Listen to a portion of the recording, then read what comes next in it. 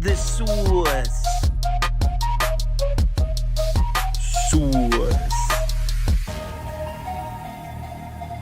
Hey, get the sauce.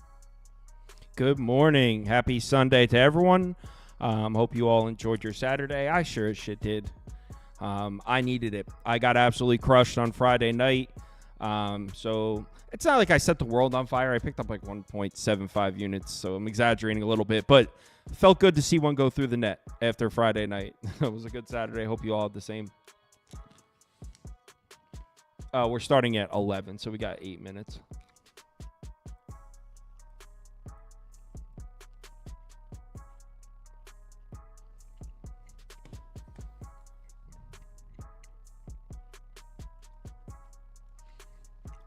Knicks moneyline, man, I hope you win.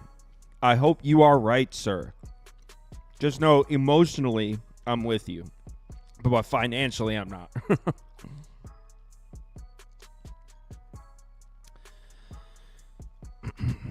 I hit a plus 6,900 last night. That's dope, man. Stop placing them shits, though. Don't be placing those. Bad investments.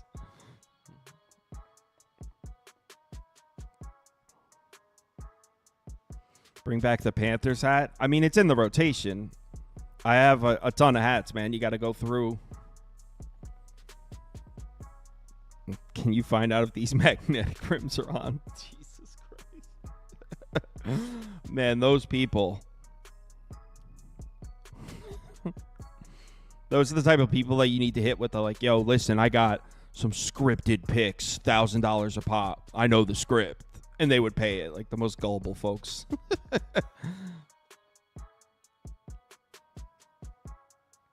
Yo, what's with everyone with a crush on Prop Beaver? Are those his burners? What do I recommend? Straight bets only. Parlays are bad. Every leg of a parlay you add decreases the value of the bet. Not only, obviously, it decreases the chance of hitting, but whatever the payout is, you're getting screwed on the price. If they're offering you plus 480, it should be plus 600. Every leg you add, they're screwing you on the price, and people who place parlays don't take the time to do the math on the value, and they don't even notice. They do that on purpose because they know people who place parlays don't pay attention to that. They just, I want to hit big. What do you think about the White Sox today? I passed on that one. I want to play. I think Cleveland wins. I wanted to play Cleveland, but not at that price. Do you recommend parlays for bonus bets? I mean, technically, a bonus bet's the same as a non-bonus bet. So, I mean, sportsbooks give bonus bets to people who place parlays because they know they're just going to put them on a parlay. So that does no danger to them. I mean, in reality, you should take a bonus bet, put it on a safe money line, and get some free money.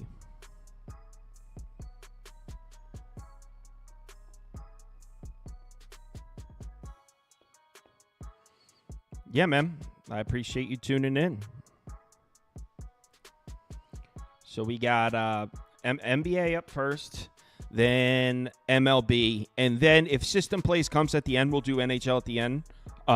He said he's on a train. I think that's what he said. I'm on a train right now. I'm pretty sure I'll be back in time. So we don't know if we're going to get NHL at the end. We'll find out. He's Chris's Mike Fist. That was some funny shit yesterday. He was probably like, what's everyone laughing at? I can't quit the parlay game. Please, bro. Please stop. Mathematically, you will be up more money playing it straight in the long run. I would love to do NASCAR maybe next year. We're growing so fast that the staff is growing, and every single month I'm able to put out more and more content. If you rewind 2 years ago and look at the amount of videos I was doing and putting out, it's grown substantially because our staff has grown, which allows me to do more. So I did NASCAR videos a couple times when it was slow. It was only NBA, and then it was like the All-Star weekend. So I had time to do a NASCAR video, but normally on the weekends, now that baseball's on, there's NBA playoffs and baseball, there's not time for me to do NASCAR. Yeah, football's right around the corner. I already started working on my college football spreadsheets. I made the mistake the last 2 years of waiting till it was too late with college football and college football especially, because NFL's, I don't want to say it's easy because it's not. It's the most difficult market to beat. But as far as preparing for the NFL season, it's easy. The 32 teams, you pretty much know them all. So like it's a little easier to prepare for college football. There's a lot of prep that goes into it, and I made the mistake of waiting till like August 15th to start prepping last year, and I paid the price for it. So this year I'm putting in like an hour here, hour there. I'm going to be ready this year. Spreadsheets are going to be ready.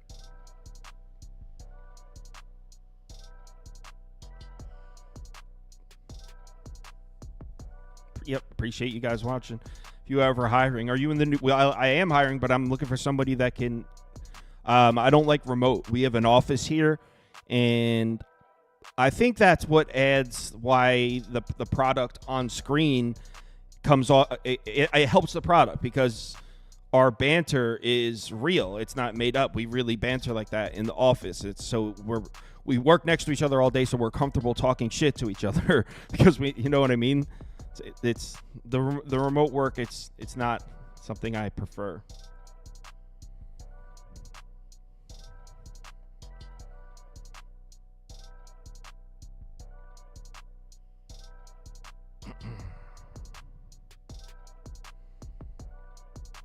Kyle, gun to your head. Are you still taking T-Bulls over Nuggets? Yeah, I already bet it.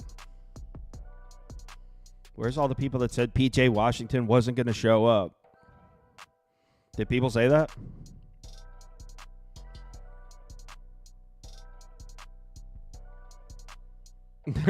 No, Modi's a good sport. Everyone that's on here is a good sport, but it's not a matter of like, it's if you're comfortable saying it. Like if someone says a bet, if a property says a bet I disagree with or toast, I know I'm comfortable being like, that sucks. Where I'm not really comfortable doing that with someone I don't know. Even if they know that I'm doing it like for the show. I mean, I really disagree with the bet, but you know what I mean? It's hard to explain. Just comes off authentic because it is authentic. They were saying the Mavs were going to lose and PJ wasn't going to show up. I took the Mavs. I'm trying to think what other people took on this show. What the hell? What did Chris take? Didn't Chris take the under in that game? To be honest, I can't even remember. I took the Mavs. Wow. I have a shitty memory, man. I can't even remember what they took yesterday. Oh, people in the chat. Oh, I don't know who that was.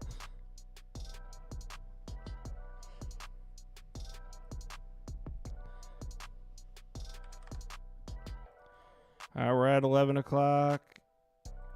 Oh, shit. I sent them the wrong link. That's why. Hold on. I was like, guys, these guys haven't joined, and now I'm seeing I sent them the wrong link.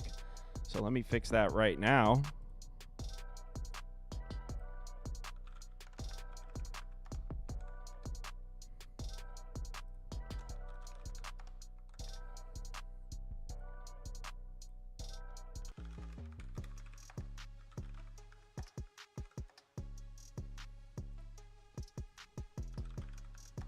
That means I sent Toast and everybody the wrong link. So let me just resend the right link to everybody, and we'll get started in 1 second.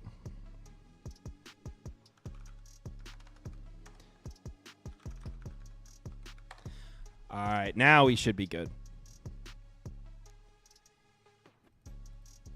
All right, so everyone ready for Sunday? It's 11 o'clock. Let's get the poll up and running. Chris and Josh will be in here in 1 second.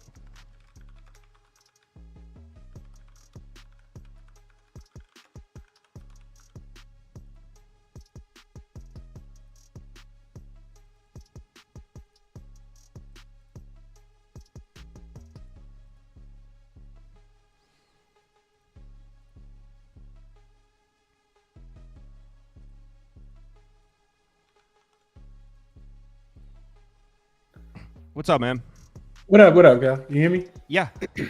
Yeah, and the mic is good today. Did you? Good, yeah, because I'm back at the crib today. Did you watch that back and listen to what your mic was doing? I did not. I didn't want to hear it. I figured it was pretty bad, but I gave out 2 winners, so I hope people tell them. That's what right. they You could took hear of it. Boston. Boston first half and the under in Dallas and OKC. I should have just bet the under in that Cleveland-Boston game. I was more confident about the under. For some reason, I bet Cleveland +8 and didn't bet the under. I don't know why I ended up doing that. It looks like Josh is joining. It says loading. Looks like Josh is trying to join. But, all right. Looks like he's probably going to come right back in now. I don't want to start if he's about to. I see that he's joining right now this second. Yeah, that Mike shit was funny as hell yesterday. The comments were on fire. Here's Josh here. I got to go back and check it out. Someone said ChrisBeCappinn, and I was. it was like every 3 seconds in the middle of the sentence, it was like. Yeah, I have no idea what was going on, but I got my actual mic today, and I got my AirPods in as always. All right, so let's talk some basketball here. Knicks Pacers game 4, and I'm such a coward. It pains me to do it, but I did lay the points. I put a full unit on Pacers at -5.5. Even though I think there are some aspects of game 3 that will swing back towards the Knicks, specifically rebounding. The Knicks just got out-rebounded by the Pacers, which, I mean, I think we could all gather around and hold hands and agree that that's not going to happen again. I know maybe with the current injuries, the Knicks aren't the best rebounding team in the NBA anymore, but they're still a better rebounding team than the Pacers. So I don't think there's any way the Knicks get out-rebounded by Indiana again. So there is some regression there that would make you lean towards a Knicks bet. And I can see the poll. People are voting. People are betting the Knicks tonight. I saw it in the comments. A lot of comments saying they're on the Knicks. I hope you all win. But the problem is the regression's coming for this outside shooting. And I took the Knicks in game 3. Felt like, I don't want to say lucky because, I mean, I put +7.5. It came down to the wire. The Knicks could have won the game. So I was on the right side. But I felt like I was hanging on by a thread that entire game. How many circus contested 27-footers can Dante DiVincenzo make in a row where it's like this guy just can't let – it's at a point where if the Knicks just have an average shooting night, Indiana should cover this number. I really felt like – when I was watching game 3, I felt I was on the wrong side the entire time, even though I won my bet and I was on the right side, but the feeling of the game was I'm on the wrong side.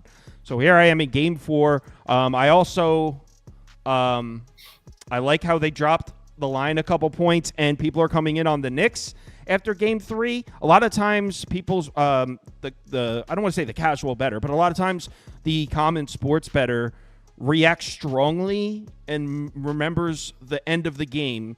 That's what's burned into their head. So at the end of the game, they remember the Knicks missing a couple free throws and they could have won the game. And they don't often remember the path that we got the path we took to get to that point. So the path we took to get to that point, I thought, was the Knicks getting a little bit lucky. And the end of the game was a little unfortunate for the Knicks, but I think the Pacers cleared this one. What the Knicks need is OG Anunoby back. And you know what they need? They need an extra day off. Of course, this is happening. This is one day rest. They need to get to game 7 because they have 2 days rest. Hopefully Anunoby's back, and I'll take the Knicks in game 7. So Pacers -5.5. Is that an early look towards the Pacers in game 6 too, Kyle? What it's impossible for me to say that without knowing what's up with Anunoby. If Anunoby plays, I'm Knicks. I'm on the Knicks. In fact, if the Pacers blow the Knicks out here, this goes back to New York, and they put this line at something really short, I might even consider Knicks without Anunoby. It depends on what happens here, but I'm on the Pacers in this one. Okay, go ahead, Josh. You got it.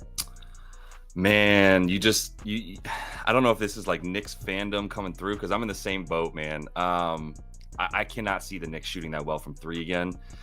I thought they were going to get blown out last game, but then I was like, all right, well, because when Jalen came out in the second quarter of the last game, I was like, oh no, this is going to be bad. If he's got to play 32 minutes or less, like what are we doing here? That offense is terrible. It's just bail me out, White Dante. That's what the offense becomes when Jalen Brunson's off the floor.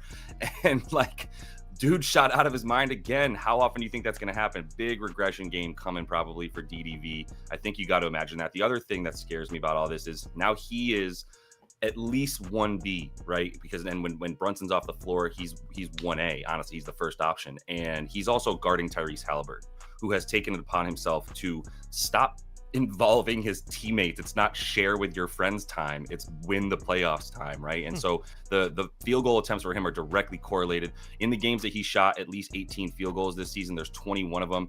He's averaging 29 points per game in those situations, and they have lost twice.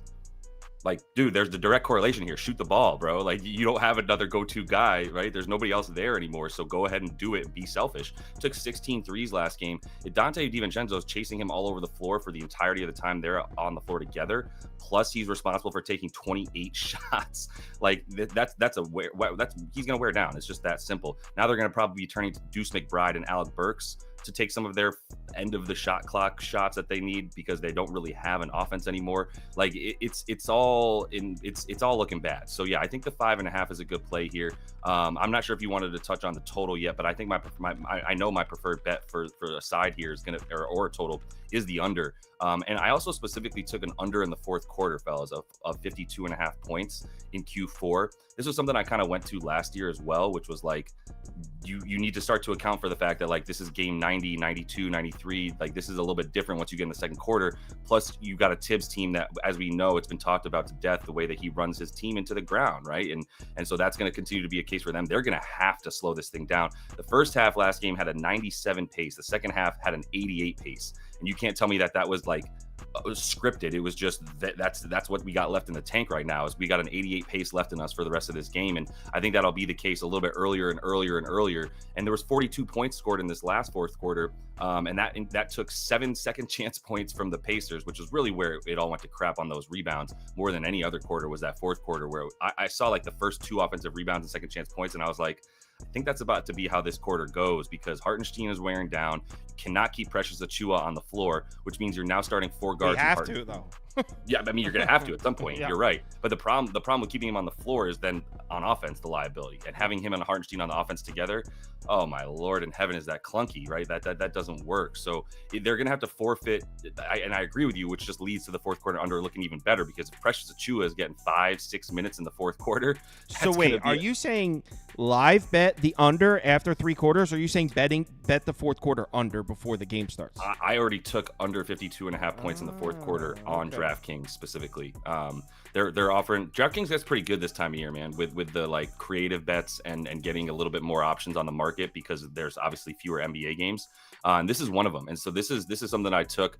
I think the game total is good as well. I don't think we're going to see 130 points, 128 point, whatever it was in the first half once again. Like that was all shooting in the second quarter. So yeah, I'm with all the regression stuff. I'm with a much slower game. And I think this is going to be a consistent for me moving forward in the playoffs in general, is like, yeah, there's going to be some live betting under opportunities once these games get bloated in the first half or what have you. Like the live total for this last game was 242 at one point. It didn't even go over the regular total, yeah. Right? It ended at 217. It was 222.5. So keep that in mind. Like this thing's going to keep slowing down in the second half. They're just going to wear down, and especially if you're playing the Tom Thibodeau team, it's just going to be what it is.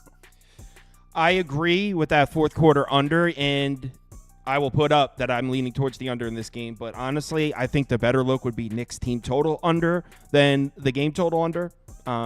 So Chris, thoughts on side total? What do you want to talk about? So I didn't play the side. I can't lay 5.5 points with the Pacers. I just can't. Like they have not showed me. Like if Dante DiVincenzo pulled a PJ Washington and hit all those threes again, that really wouldn't surprise me. And Kyle, I watched your video this morning after I finished mine, and you talked about the regression that should be coming for the Pacers. For the Pacers defense from the 3-point line specifically. The Knicks are not that great of a 3-point shooting team. Yeah, they're okay. The Pacers do. Right. The Pacers are not that bad of a 3-point shooting team, but I've seen it so many times that I'm afraid to bet against it now. So right.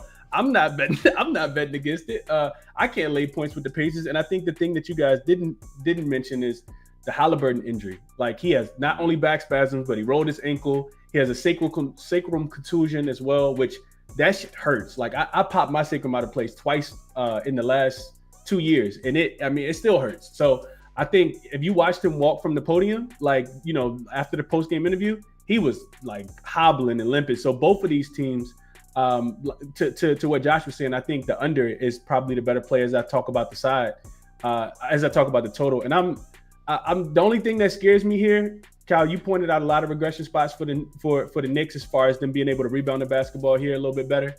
The bench for the Pacers, they played terrible. Remember game 1 and game 2, they lit it up.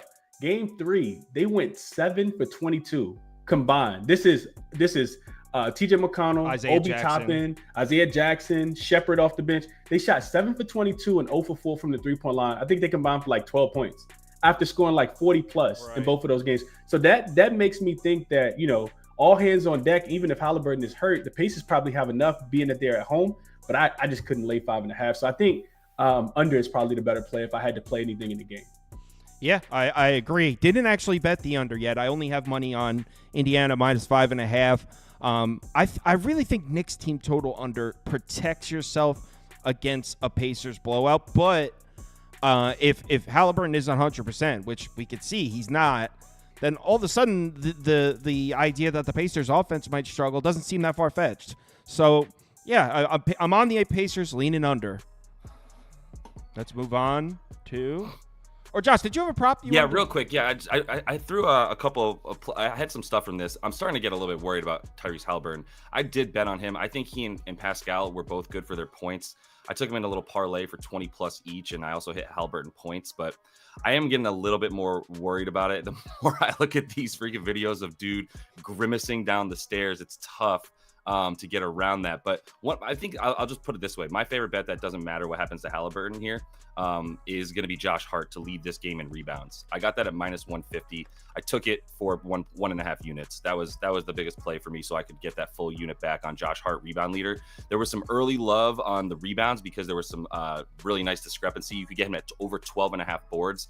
That was gone. I gave that out in the Discord right away because I was like, this is going to be here as long as it takes me to type this sentence probably. And it was gone pretty much right after that because 13 rebounds for Josh Hart is an insult at this point, which is crazy to say. But yeah, for anybody else to be the rebounds leader, the Pacers players are not playing enough. They're not getting enough chances. Pascal might lead this team in rebounds, but he's had 12 rebound chances a game. Josh Hart has 22 rebound chances per game in this series. Holy shit. He's like 6'3", dude. He's everywhere, that guy. He's everywhere. I was going to say that number doesn't surprise me. I thought it would have been like 78 rebound chances a game because every chance the ball comes off, he has a chance. He doesn't come out of the game. How many shots did the Pacers miss? That's how many rebound chances he probably had. Exactly. So that number does not surprise me at all.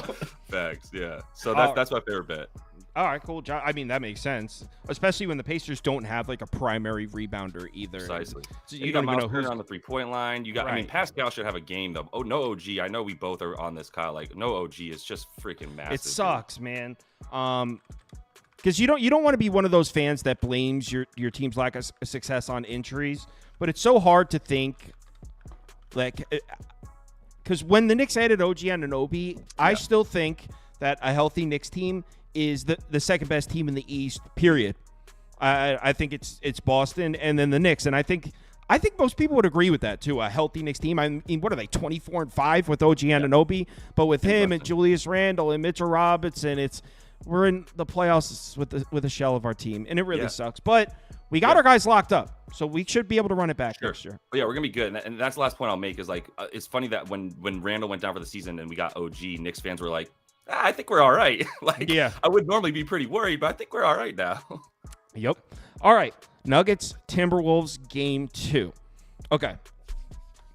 So, all right, let me put my bets up first. So I am in on the under at 205. I got it at 205.5 on ESPN bet. Let's see if it moved, actually. Didn't even check this morning because my bets were already placed and posted, so I had no reason to check. 204.5. So I got it at 205.5 on ESPN bet at minus 115. I'm on the under, and I am also I'm on Minnesota for slightly less, just a half unit on Minnesota. The under, I played a little bit heavier than that. So those are my bets for this game. All right. So what I like in game 4 are both defenses. I know, all right, we'll start with Denver's defense. So I know Minnesota just had a terrible shooting night. And based on what we've seen in the playoffs Everyone's going to look at those shooting numbers in Game 3, and immediately think, okay, Minnesota's about to bounce back. This offense is unstoppable. I was one of the ones singing their praises. And you know what? Deservingly so. And I'm not taking credit away from Minnesota. I bet Minnesota all 3 games of this series. But Denver just made that offense look really bad. And if we increase the sample size from the games in the playoffs, post All-Star break, regular season, if we use those 3 sample sizes, then all of a sudden the idea that Minnesota's offense might struggle against Denver's defense seems a little more plausible. It doesn't seem like an outlier. Denver's defense was top 5, top 6, top 7 this year. Minnesota's offense was like 16th, 17th. Now in the playoffs, Denver's defense has been struggling a little bit, and Minnesota's offense has been unstoppable. But over the course of this season, Denver's defense is better than Minnesota's offense. Now, I know they were missing Karl-Anthony Towns for most of the year, and they're definitely better than their regular season numbers show.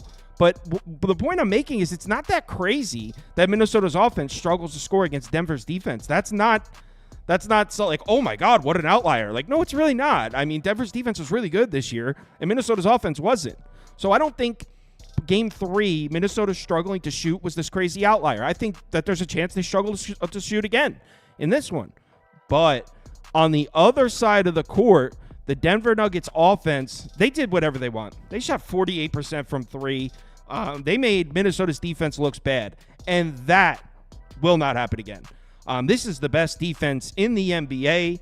It's the best home defense in the NBA. The Minnesota Timberwolves just got out-rebounded by the Nuggets at home. That won't happen again. I mean, when it happened in Game 2, now the Timberwolves beat the shit out of the Nuggets in Game 2, but Denver out-rebounded them. And what happened in Game 2, what my thoughts were, they won by 28 points. There was no Gobert. Makes sense. Who cares? What happened in Game 3, now I'm thinking, all right, they're going to come back and make it a point that we are not going to lose the rebounding battle on our home floor again. And I expect Minnesota's defense to come back with a vengeance in Game 4. So my bets are based on the Minnesota Timberwolves defense. The reason I played the under heavier than Minnesota -3 is I don't think it's crazy that the offense struggles again in Game 4. Probably not quite as bad as Game 3, but I don't like Minnesota's offense to necessarily bounce back and be this elite offense again. I could see them struggling. So under Minnesota -3. Also, the pace in this series has been kind of slow. I feel like it shouldn't even have gone over the total in Game 3. Denver just ran up the score at the end. I mean, so I'm comfortable on the under. Gentlemen? Go ahead, Chris. Go ahead, Kick it off. Me? All right, yeah. I'll go. So, Cal, I also agree with your under. I have not played it yet. Maybe even a Denver team total under 101.5. You mentioned this earlier, but not only is this the Minnesota Timberwolves' best defensive team in the league, but they're coming off a loss, and they're at home, and they're coming off a loss at home as well. So all 3 of those categories, I had a couple trends that kind of supported as well. But I do see a lot of regression here. You mentioned it coming for this Denver team. Shout out to Coach Mike Malone, who found it motivational to create a 2-minute edit of everyone saying that the Denver Nuggets were cooked and showing it to his team to use it as motivation to come out there and get a win. I don't think that it's going to happen again. This team had 131.3 offensive rating. Minnesota allowed 110 offensive rating in the postseason so far. So I think a lot of regression is coming there. They shot 54%, Kyle. You mentioned the 48% from the three-point line. They shot 54% overall. Hit 14 of the 29 threes. I don't think that's going to happen. Everyone in Denver's starting lineup had double digits, and they all shot better than 50% from the field. I don't think that this is going to happen again. And I see some regression coming for Minnesota, even if they don't shoot the ball as well as they have been, because they have been the number 1 offense. That's been the biggest turnaround for the Minnesota Timberwolves. Their offense was not this good. Like, they weren't hitting on all cylinders like this, but they shot just 44% from the field and only 30% from the three-point line. And I think a big part of it was Jamal Murray. I mean, he had more points in Game 3 than he had in Game 1 and 2 put together, if we go back and look at it, right? I think a big part of that was Jaden McDaniels picking up 2 early fouls in the first quarter, which, allowed him to kind of get into an offensive flow. He finished with 24 points on 11 for 21 shooting, 2 for 5 from the three-point line. I think all of that changes here. I know that they had their adjustments that they made, with Jokic bringing the ball up the court. Aaron Gordon has been playing a little bit more point guard to try to, not make it as taxing for Jamal Murray. But I think also when you think about the spot in this game, It's only 1 day's rest for the Denver Nuggets versus them having 3 days rest. And who's the healthier team here? I mean, it's clearly Minnesota, in my opinion, with all of those guys laboring. So I think Minnesota bounces back here. I think they win this game. Couple trends that supported as well. Home favorites in the playoffs coming off a previous loss as a favorite that are home favorites still. 120-41. That's 74.5% straight up. And 87-71-3 against the spread. That's a little less than 56% there. 28-16 against the spread, though, if we're talking about since 2018. Good for 64%. So I did take Minnesota. I laid the -2.5. And that Denver team total under 101.5 is something I'm going to add as well. Denver team total under. I like that. Josh? Man, I'm ready to keep back in the champs. Okay. Give me the points. Yeah, give me those for Denver. So I agree with everything you're saying. I agree regression's likely to come. I think the big thing to just bring up that you guys didn't mention is the refs. Like, I don't know who made the call to the offices, but like that game was not officiated the same way game 2 is officiated. And I'm not even talking about the viral clip of Jaden McDaniels and Nickeil Alexander-Walker playing pretty good defense as far as I was concerned. You know, that one that everyone's going crazy about where Jamal just getting slapped all over the place. I don't even really think he was getting slapped that much. That's not even my use case here for like what I'm talking about with the refs. But when you get Jaden McDaniels and 2 early fouls in the first quarter, I'm not saying that was conspiracy. I'm just saying he played the same way he played in game 2. I didn't see much difference. Yet he gets 2 fouls. Everything's out of whack. The role players shooting the way that they shot in games 1 and 2 for Minnesota, to me, is the outlier, not the stuff that like that game 2 was the outlier. Regression was coming, and game 3 was just an indication of that. The refs combo segues directly into Jamal Murray combo. Right now, he looked way healthier, and it could have been a combination of he's allowed to like run up the floor without getting harassed this time. Or it could also just be he's legit getting healthier and started making his stuff in the lane. Because even though he hit a couple of threes in this game and he looked really good from 3 as well, it started by him being able to get into the lane. He still only took 5 threes, right? He took 21 shots. So 16 of those were coming inside, actually a lot of them were inside the paint. He took about half of those inside the paint and then hit a couple of those mid-range shots. But that's what to me is the key. It's not even the threes. The key is he getting into the lane? Are they creating an imbalance on that offense because now he and Nicola are actually running that pick and roll effectively? They did not run it effectively at all in games 1 or 2. In game 3, they both scored. Jamal had 65% of his points, 66% of his points off of that pick and roll play with Nikola Jokic. So if that's working, that's what the last time I was on here last weekend, I was saying the same thing. It's like, that's your third down Madden play that you can just go to every time. Be like, here's 8 yards for sure. It's a pick and roll with Jamal and Nikola. If that's working for them, then I think the whole offense comes along for the ride, shooting 48% again as a team. Now, maybe the 3-point shooting regresses, but Michael Porter Jr. didn't have a single open look nearly as much as he had like 5 of them in this last game, which obviously he made an inordinate amount of threes, like 4 for 5 or whatever.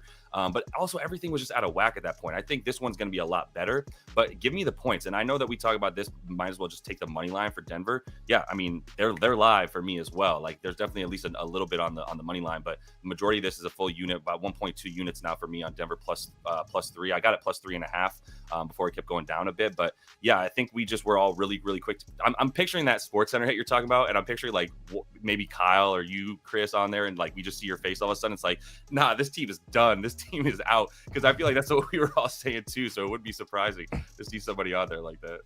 I just kind of thought, real quick, I just thought that, if Denver was going to bounce back, it was going to be when I put a ton of money on them in game 2 to not get embarrassed the way they did. So to come to Minnesota, I know it was a desperation spot, but I was like, the Timberwolves are going to keep rolling. I mean, this team is undefeated. They'll keep it rolling. So me too. Yeah, I mean, it's definitely in the cards. It could happen, which is why I'm heavier on the under than Minnesota, because if what you said does happen, I feel like a big part of it is Minnesota struggles offensively, and my under could very well still be in play. So I'm on the under in Minnesota. Chris is on Denver team total under. Chris is on Denver plus the points.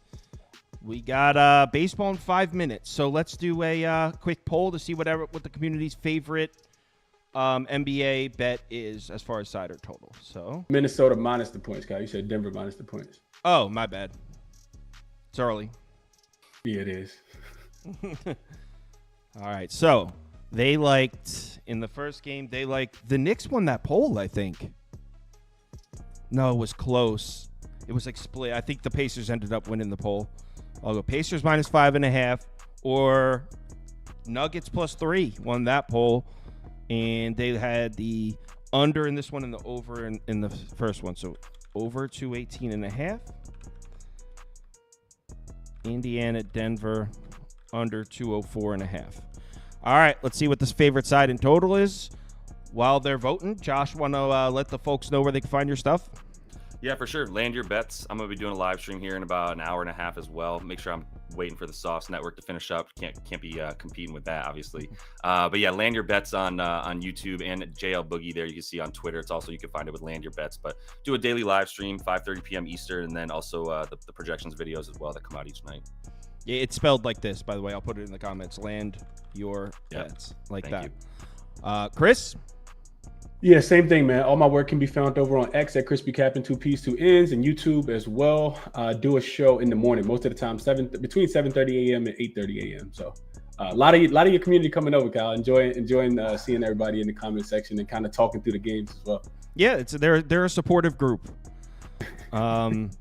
So even also, when they call him Crispy Burpin. Also, yeah, you guys, Crispy Burpin, that was awesome. But also, you guys are smart about your time slots too. I noticed that you pick times that like work for them, which is a good decision making. I feel like it was ballsy of you to take that early morning slot, Chris, and it's working. I like it. It was good thinking. Yeah. Appreciate that. So 41% of you said Nuggets +3, 20% said under. So that's the community's favorite bet. They're both in the same game. So community favorite bets, side, Nuggets +3, total, Denver, Minnesota under 204.5. All right, so those are your guys' favorite bets as far as the community goes. Make sure you give these guys a follow. Let's talk some baseball. Best of luck, fellas. Later, guys.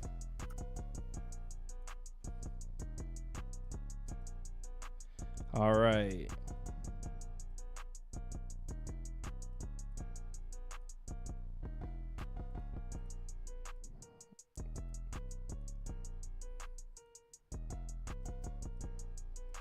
Is that rap music playing in the background, Toast? What's up, man? Good morning. Morning. What time's your flight? A few hours. I got a few hours. Enjoying your last few moments in California? Yeah. It's just just trying to wake up a little bit. I got a few bets down already. It's from MLB. Already got some down. You're ahead of me, that's for sure. Cubbies. Yeah, I play the Cubs every day against the Pirates. I wouldn't go that far, but I did play them today. Oh, I'll fade the Pirates over and over and over again. Yeah, the line definitely is a little sketchy, and Logan is with us. Hold on, let me see. You're popping up, right? Did you see my comment on your YouTube channel? No. Oh, you're talking to him. No, Toast, I didn't. No. I know you get a lot of them. That I just letting you know you're a coward for taking a half run in the first 5. I let everybody know that. I'm just letting you guys all know. Oh my God, he hates that. I do it all the time purposely. Hey, in the first 5, it looked like you might need that that half run for a hot minute there. It was good to have in the back pocket. Did you? Yeah. Well, wait, what was you talk about the D-backs yesterday? Yeah. That was my only law. I took the money line in the full game because Baltimore had no bullpen. I thought I was being smart. Nope. No. Tough one. Yeah, tough take there. But actually, we're starting with that game, and I have a bet in it. I took the over in this game, and let me get the graphic up here. And I've never been a huge fan of Zach Gallen to begin with. Certainly don't trust him as much on the road. I know that Baltimore's lineup hasn't looked like Baltimore recently. I get that. And I know it's Zach Gallen and it's Arizona against a righty. I know a lot of that points to an under, but both of these bullpens are rocked. And I'm going to bring them up on the screen because it looks crazy. 1 second. Oh, let me get like a paint by numbers. It's crazy looking, right? Hold on. roster research. Cano, Kimbrel. I'd rather show them. They're hands-on learners. Okay, so Arizona's down here. Okay, so Arizona, we're talking. Seawald's gone 2 of the last 3. Ginkel's gone 3 of the last 4. Thompson's gone 3 of the last 4. I mean, they are cooked. And then you go up to Baltimore. I thought Baltimore's bullpen was cooked yesterday. They used all the guys. I mean, Cano went. Kimbrel went. Colombe went. So Cano's not available. No Kimbrel. Both these bullpens are cooked. So late in the game, this should be runs. So I'm on the over here. I think I got it at 8, though. So I guess the market moved. Maybe I did get it at 7.5. To be honest, I forget. But I bet this, and I already posted it on the website in the Discord. I'm in on the over. Yeah, I can see that. I don't hate that at all. Yeah, it would be Baltimore a pass for me. As bad as their bullpen has been, I'm at a point right now where I'm tired of fading fucking Dean Crater, and him always seeming to figure out a way to pitch well. So, yeah, it'd be Baltimore a pass for me. There's no way in hell I get it on with the Arizona with Zach Allen on the road. We've talked about that many times. I think that Cincinnati start was kind of a fluke, personally. So yeah, it would be. I don't mind that over either. I usually worry about overs when they're plus 100. So 7.5 is plus 100 now. That kind of worries me. But yeah, it'd be Baltimore pass for me. Someone said in the comments, Logan versus the world. Does that mean you're on Arizona or an under here? No, I'm on Baltimore. And that I did give that out on our channel. I'm typically not a Dean Kramer guy. I swear every time I pick him, he saves like his 5-earned-run game for me. It's just I can't catch him on his good starts. For me. Yeah, and the problem is here though, I just don't trust Arizona's bats. Right, 28th in average in OPS versus righties in the season, and it's not been great as of late. Only 211 against righties in their last 3 games. So like Dean Kramer, he doesn't have to go out and pitch a masterclass. I don't see that happening. But again, you got to look at this game, how it's priced. You got Zach Allen, who the public loves. He's a public darling. He's getting plus money on Zach Allen. People are going to just blindly bet him today. I think it's going to be a bad matchup. Look at his home road ERA, 0.53 ERA at home, 4.71 on the road. He's just not getting the whiffs and Ks like he was last year. I mean, 52nd percentile in chase, 51st percentile in whiff, 4th percentile in hard hit percentage. So Orioles lineup can do really a lot of damage against Zach Allen. And I heard what you said about the bullpen. I get it. They're taxed, but still give me Baltimore's bullpen all day long over a taxed Arizona bullpen as well. I don't trust it. I think Baltimore can stack a ton of lefties. It's Orange Birds all day long for me in this one. I was just about to say the Gallon splits against lefties are really bad. And then you have Gunnar Henderson is the lefty, Hearn's a lefty, Rushman can switch to the left side. Colton Cowser, I know that he's been cold, is a lefty. Santander is a lefty, or can hit from the left-hand side. So yeah. Yeah, I agree that Baltimore would be the side for me if I was to play a side. But I'll play my under to protect myself from a Dean Kramer explosion. Let's call it. Let's move on to the next game, which is Washington-Boston. And I looked at this one too. Couldn't really make a decision. I think Bayo's about to deal. I like the matchup for Bayo. But am I really trying to lay minus 150 against the most profitable team in baseball? Toast has been blindly betting Nationals money line on this show and hitting every single time. And I've been saying for 2 weeks now, like, why don't I just start tailing that? And I continue to just not tail it. That being said, I like Boston here, and I feel like an idiot. Like, am I really going to bet against the Nationals? I think Bayo deals. So I was circling, didn't bet anything yet. I was circling maybe a Nats team total under, maybe Boston first 5, lay the half run. I was circling something in that department. But for the show, I didn't bet it. I'll just put up a Boston money line graphic, but that's not what I'm going to bet. If I bet this, it'll be, I think, Boston first 5 or Bayo to record a win, maybe something like that. Look how pissed Toast is. That's hilarious. Bayo to record a win.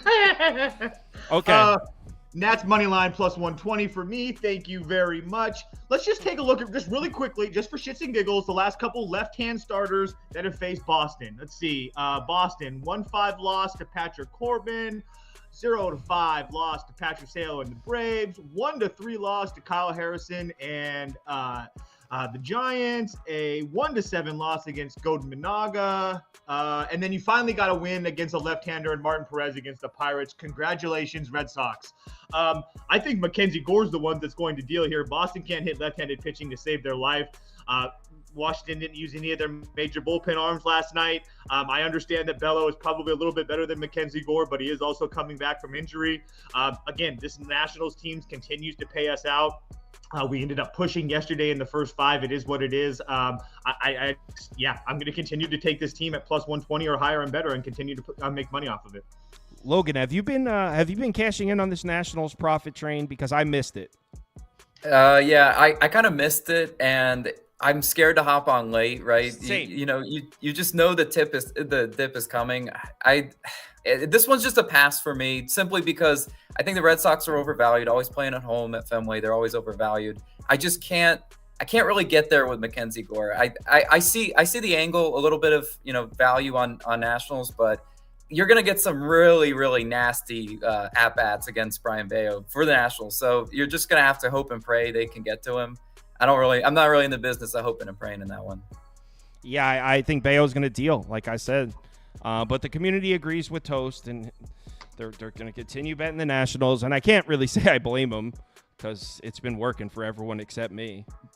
The one thing that it gave me confidence with Mackenzie Gore is he's had 2 really good road starts this year so far, albeit Oakland and in Texas. And last year he did face this Boston team, went 6 1/3, gave up 1 hit and no runs. So he should have some confidence stepping onto the mound today. Kyle's diabetes is checking in. Don't tell him I said that. So anyway, yeah, nice to see you. I missed it, but my window was open right there, and the cat was about to crawl out. I opened the window before I forgot. We're good. Saved it. So Cubs Pirates. I bet this one full unit on the Cubs. Definitely line's a little sketchy. I would imagine the entire planet will be betting the Chicago Cubs with me. The pitchers are wrong in this one. It's Kyle Hendricks. Pitching for the Cubs against the lefty, Falter. That's who's actually pitching. That graphic's wrong.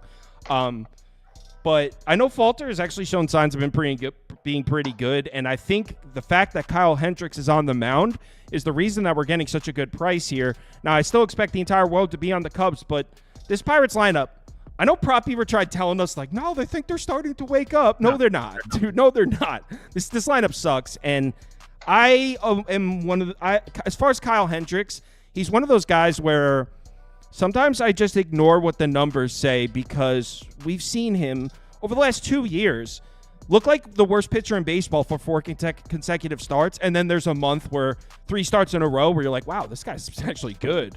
So he's a veteran. I think he's the type of guy that I could ignore the previous couple starts and handicap him for what it is in this game. And I think he'll pitch fine against a really bad Pirates lineup.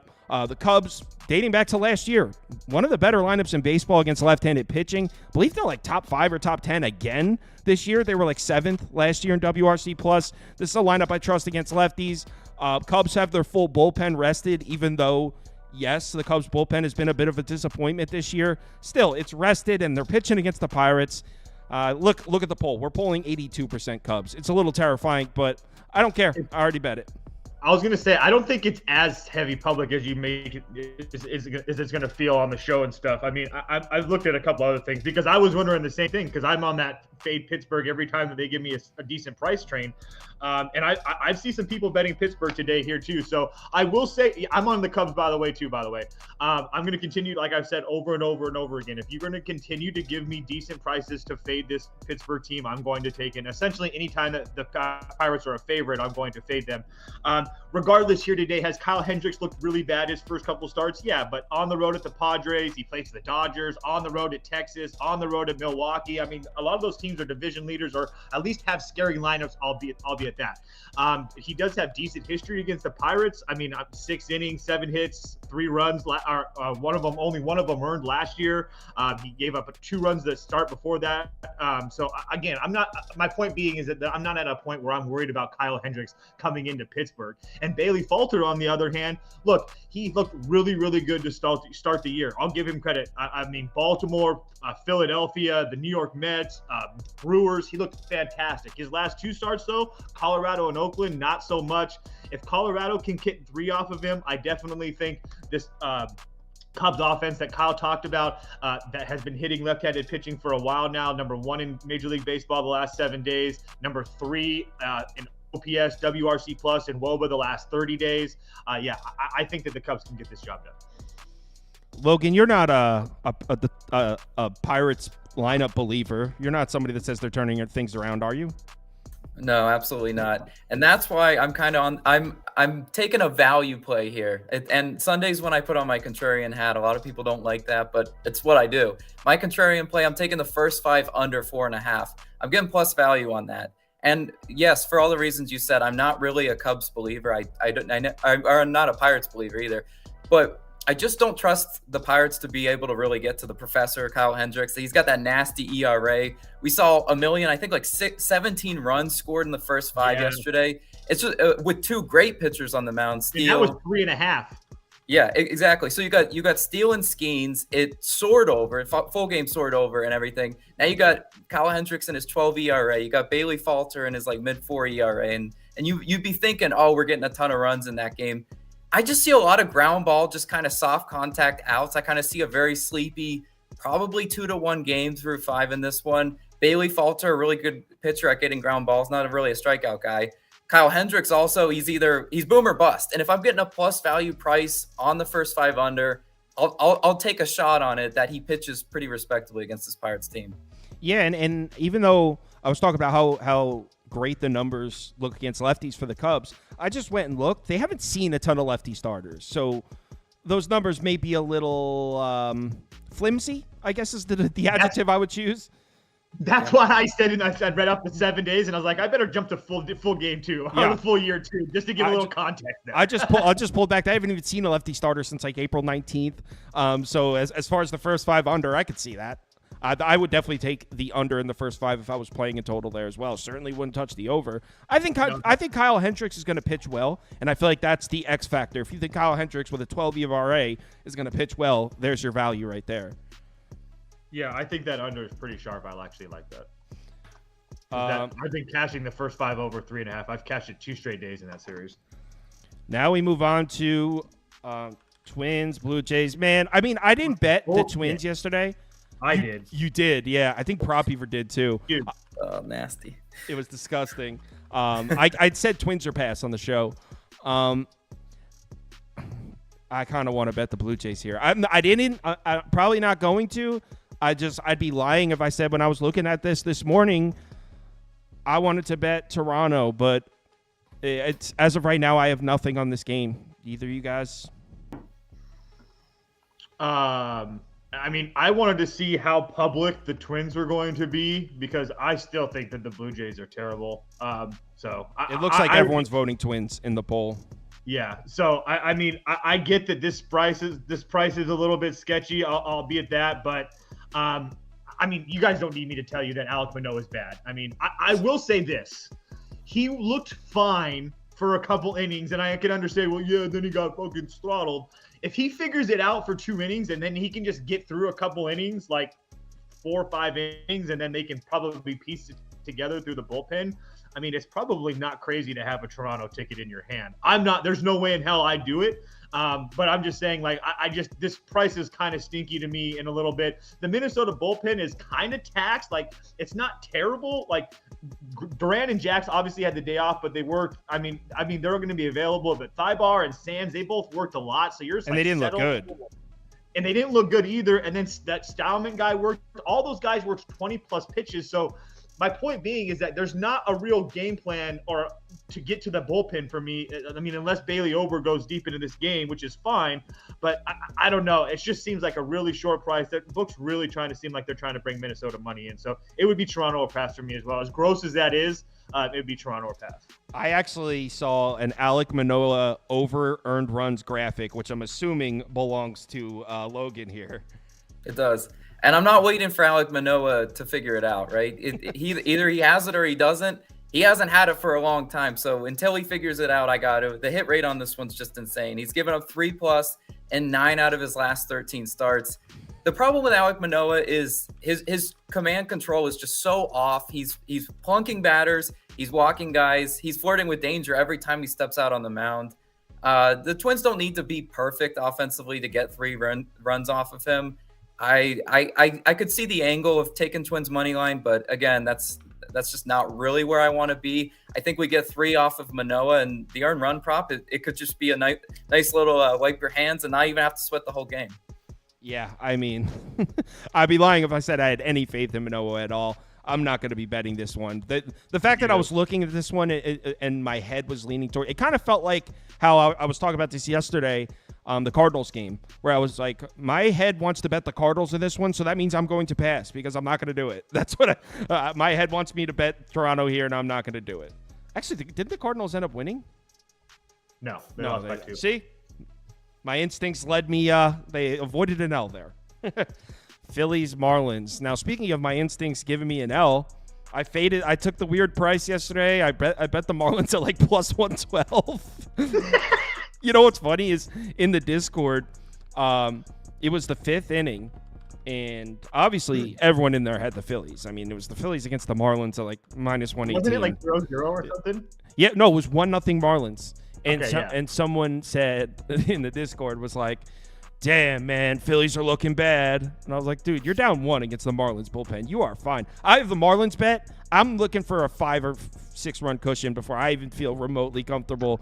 And sure enough, obviously, the Phillies ripped it open the next inning.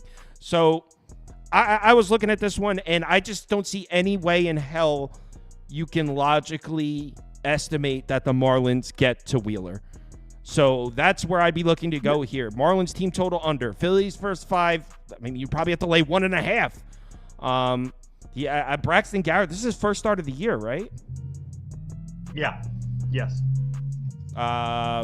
So what do you guys want to do? I don't have a bet in this game. I guess I'll put Phillies minus 1.5 up. I think Wheeler deals. So I think Wheeler deals too. The issue is there's not. I mean, I guess you could find a pair partner, like if you wanted to play like the Mariners or maybe like Cleveland or something, find them as a pair partner, play him minus 1.5. But yeah, I just don't see how there's any way to get to Miami here. I will say Wheeler's last 2 starts against Miami, both have been no decisions. He's on the road in Miami. He both went down there, gave up 6. Or I'm sorry, he went. Wait, hold on. Were they previous years though? Because I feel like this Marlins lineup is so different.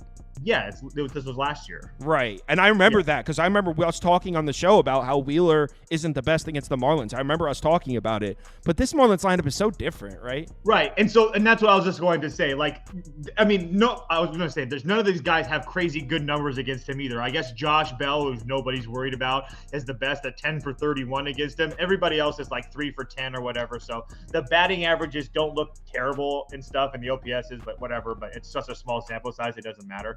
But again, the only thing that bothers me is it's kind of like a sleepy spot, and we've seen this with Wheeler this year so far, where we've seen him kind of like falter against Pittsburgh and Cincinnati, and in little spots where you would assume that he deals, he doesn't. So again, there's no way in hell I bet Miami here. It's Philly or pass all the way around. But yeah, it's just I don't know if I'm going to actually bet it.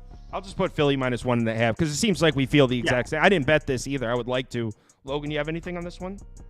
Yeah, I'm not squaring up and taking Phillies minus 1.5. I mean, juice run lines on a Sunday is just not really where I want to be. My slight lean would be to the under. I just think obviously Wheeler just absolutely dominates. I think he shoves 7 innings pitched probably. Maybe he only gives up 1, maybe 2 earned runs. So then the question is like, do the Phillies just absolutely rock Garrett enough to get up and over that total by themselves? I don't really think so.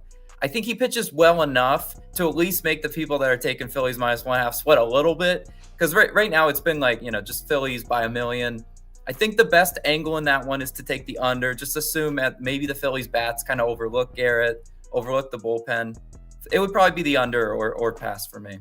I had the same thought. You want to know why it didn't go that way? Because 2 games ago when the Rangers-Suarez start, I took under 7.5, thinking the Marlins won't score any runs. Phillies won 8-0. Yeah, that's tough. That's just tough. That's the variance, though. Sometimes you got to just go. You take your losses there and move on. I had under 7.5. They won 8-0. Feeling in the world. You essentially called the game perfectly how you wanted it to go, except for it didn't go. And that was Friday night where I got rocked. The Tigers were my biggest bet. They blew a lead. No, the Tigers and Giants were my biggest bet. Logan Webb got beat by the freaking Reds. Oh my God, Friday night was a nightmare. Dude, talk about Friday night for me. And last night I had the Twins, I had the Snakes. Dude. Oh yeah, the Snakes. I had the Snakes too last night, but it was my only loss, so I can live with that. I wrote Yankees plus 100, Rays plus 120. I'm guessing that's supposed to be Yankees plus 100, Rays minus 20, right? It's Yankees minus 150, Rays plus 130. So none of that is right. Let me Yankees minus. It might have moved. I didn't look last night before I went to bed, but. So yeah, it's Sunday morning on Mother's Day, so obviously no one else is in the office. I'm here by my lonesome, so there may be some errors in the graphics. So all right, Yankees, Rays, toast. It had to have moved. I would have remembered the Yankees that big a favorite. It had to have moved. Toast. Right? I tailed you on this one. You got me a Rays win yesterday. Put it on my ticket, cashed it. I wouldn't go back here, but at the same time, it's not Perez either. Sorry about the graphics. It's not Perez. It's Tyler Alexander pitching for the Rays, right? Yeah, it is. Yeah. So, I for a second I was like, you know what? Maybe you could find some value fading the Yankees lineup against a lefty rather than a righty, but I couldn't ultimately get there. When I was looking at this game, I had moments where I was liking the Rays, then I had moments where I was liking the Yankees, then I had moments I was liking the over, then I had moments I was liking the under. So I truly have no clue. I have no lean at all in this game. It would be Rays or pass for me as well, or for me in this one. I know that the Yankees, I'm not going to have any numbers that say that the Yankees bats are bad.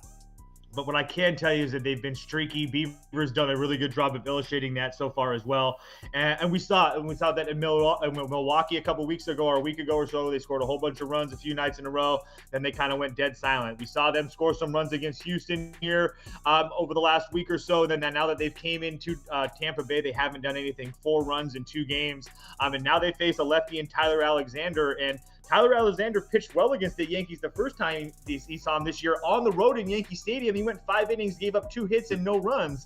So I think that Tyler Anderson can keep us in the game. The reason that I'm worried about this game and I didn't bet the Rays yet is because of their bullpen situation. Fairbanks is coming off the IL, so he went yesterday. So I don't know if he's going to go back-to-back days. Adams went back-to-back days. Clevenger's back-to-back days. So their bullpen is really already terrible and in kind of bad shape right now. It's not like super bad, but it's just really hard to get there. But I think that there's a lot of people going to be betting the Yankees, and this kind of could be a nice little sharp spot to take the Rays. I was thinking that too, but I don't know if I get there, but there's no way I'm laying minus 160 right now. Tyler Alexander, I could see me placing that bet and it being 5. So there's a big difference between minus 115 or plus 115 and plus 130. So that's what I'm saying. If you're going to give me the Rays at plus 130, I might jump on the board. I know, but I know how it's going to go. If I took the Rays again, I get it. After winning with them last night, it'll be 5-1 Yankees in the 4th inning, and I'll be like, why did I even try to dip my toes back in that pool? I enjoyed my swim. Get out and dry off. Yeah, I'm the type of guy that I want to put a jumping cannonball in the water because I want everybody who's betting the Yankees so I can talk shit to them again today. Yeah. Logan, you touching anything here? No, this one's a pass for me. I can't get there. Can't get there with Tyler Alexander. Luis Heel, such a wild card. What are you getting from him? Dude. A million walks. I don't know. Price is wrong in this one. I just pass for me. Community's all over the Yankees here. We got 73% Yankees, 14% Rays. Next up, Houston, Detroit. I don't know. I'm glad this is the one that I didn't bet yesterday, and I'm glad I didn't. Well, first of all, as I mentioned, as you guys probably remember, Tigers at plus 110 on Friday night was one of my biggest bets of the weekend. I had a full unit on them at plus money. It was looking great, and it got to the bullpen, and then I thought Proppy was going to have an aneurysm in the office when they brought in Chafin. He's like, why are they bringing in a lefty? He was going nuts. He was going nuts. So, yeah, they bring in Chafin. He lets 3 batters in a row. It's like walk, hit, or walk, hit, blows the lead, and they take him right out, and the Astros end up winning by 3. So I'm a little frustrated with the Tigers right now. That being said, they're at home, short dogs. Flaherty on the mound, who's been very good, against Verlander, who is basically a fade. I don't really give a shit that he's returning to his old team. I mean, I know a lot of people are probably going to be saying that in the comments right now. Personally, God, I didn't even think about that. Yeah, I don't care though. I think the Astros lineup is waking up, and I just don't want to make a habit of staying on the other side of that. So I actually was leaning towards Houston. I didn't bet this one, and I probably won't. I'll put Houston up because that's where I'm currently. If Toast makes a strong case for Houston, I may tail, or Logan. If you guys are feeling Houston, I might jump in with you. But as of right now, it's Astros or pass for me. Oh, I'm feeling bad guys a lot, and I'm liking them a lot, especially at bad guys a lot. Yeah, at plus 110 on Bet 365, plus 105 everybody else. Yeah, so first and foremost, I didn't forget that he played for Detroit, but that's not what I thought. But I was actually just looking at his game logs against Detroit. 2 starts in Detroit in 2023, 10 total innings, 7 hits, 2 runs. He also faced them, back in 2019, he went 9 innings, gave up 2 runs. That doesn't matter. He's coming off a terrible start in Yankee Stadium where he gave up 5 hits. This is Justin Verlander, by the way. Went 5 innings, gave up 8 hits and 7 runs. But on the road this year, he's been pretty damn decent. On the road at Seattle, on the road at Washington, 6 innings, 4 hits, 2 runs. On the road at Chicago, 4 1/3, 3 hits, no runs. And he had 4 walks in that game. And that's the only thing that concerns me right now is that with Justin Verlander and the walks. But if he can clean that up, I understand that Jack Flaherty has looked really, really good his last couple of starts. But if you know Jack Flaherty, like I know Jack Flaherty, a blow-up's coming anytime. Oh, I know Jack Flaherty. Yeah, and I'm telling you, I'm not at a case where I think that this Houston lineup is like all the way back or anything like that. But even with Altuve out of the lineup today and Tucker leading off, like John Singleton has been playing really, really well for them. I just feel like this is kind of like a too good of a price to pass up for the Astros. This kind of feels like one of those days where like everybody's going to be betting Detroit because the Astros are down and Verlander sucks and Flaherty's like this new taste of the week. And I think this is kind of where the bad boys plant their flag and say that we're still in this thing. So Houston money line for me at plus 100. I'll never forget the Jack Flaherty game, and I know Toast remembers this, when I took the Cardinals first 5 money line because I expected them to get to, I think it was Griffin Angels. Canning. Yeah. Or it was someone, because I expected them to get to the pitcher. After 5 innings, they were losing 10-8. They were losing 10-8 thanks to freaking Flattery. All you had to do was give up 6 runs and I cashed. Nope, 10. And he's been really good this year. I'll give him that. Yes. Logan, are you a fan of Jack Flaherty? Are you a supporter? I am absolutely not. I'm a fade Jack Flaherty guy. Yeah, I'm on Houston. I'm taking a blind shot on them. I see the value on them. When Houston's not insanely juiced, I'll go ahead and take a shot on them any day of the week. I think this Houston lineup hasn't been hitting great with runners in scoring position. It's kind of why we saw, a dip in production. They will get better as the season goes on, no doubt about it. You got to catch the value while it's there. Detroit is actually even worse than Houston, or than hitting with runners in scoring position. I can't really trust them to get the Verlander. Like, they could get a few extra base hits off Verlander, that no doubt about that. I just don't trust them to be able to get those guys home. And Flaherty, all it takes is that one big inning that we see time and time again, and then it's Astros no sweat, and you're like, okay, that one feels pretty nice. I think it's Astros, clearly. I'm surprised by this. I'm going to bet it. I'm with you guys. Let's do it. Yeah, I bet it too. One other thing I wanted to mention too, Astros are going to have everybody available in their bullpen. So will Detroit, but keep in mind, Jason Foley hasn't looked the same at all. Obviously, Chafin's been bad for them. So that Detroit bullpen that used to be kind of a strength for them isn't. I don't even think they bring Chafin in after. I know. That's why I kind of stopped myself as I was saying. That was, Prop Beaver was about to blow a gasket. That was bad.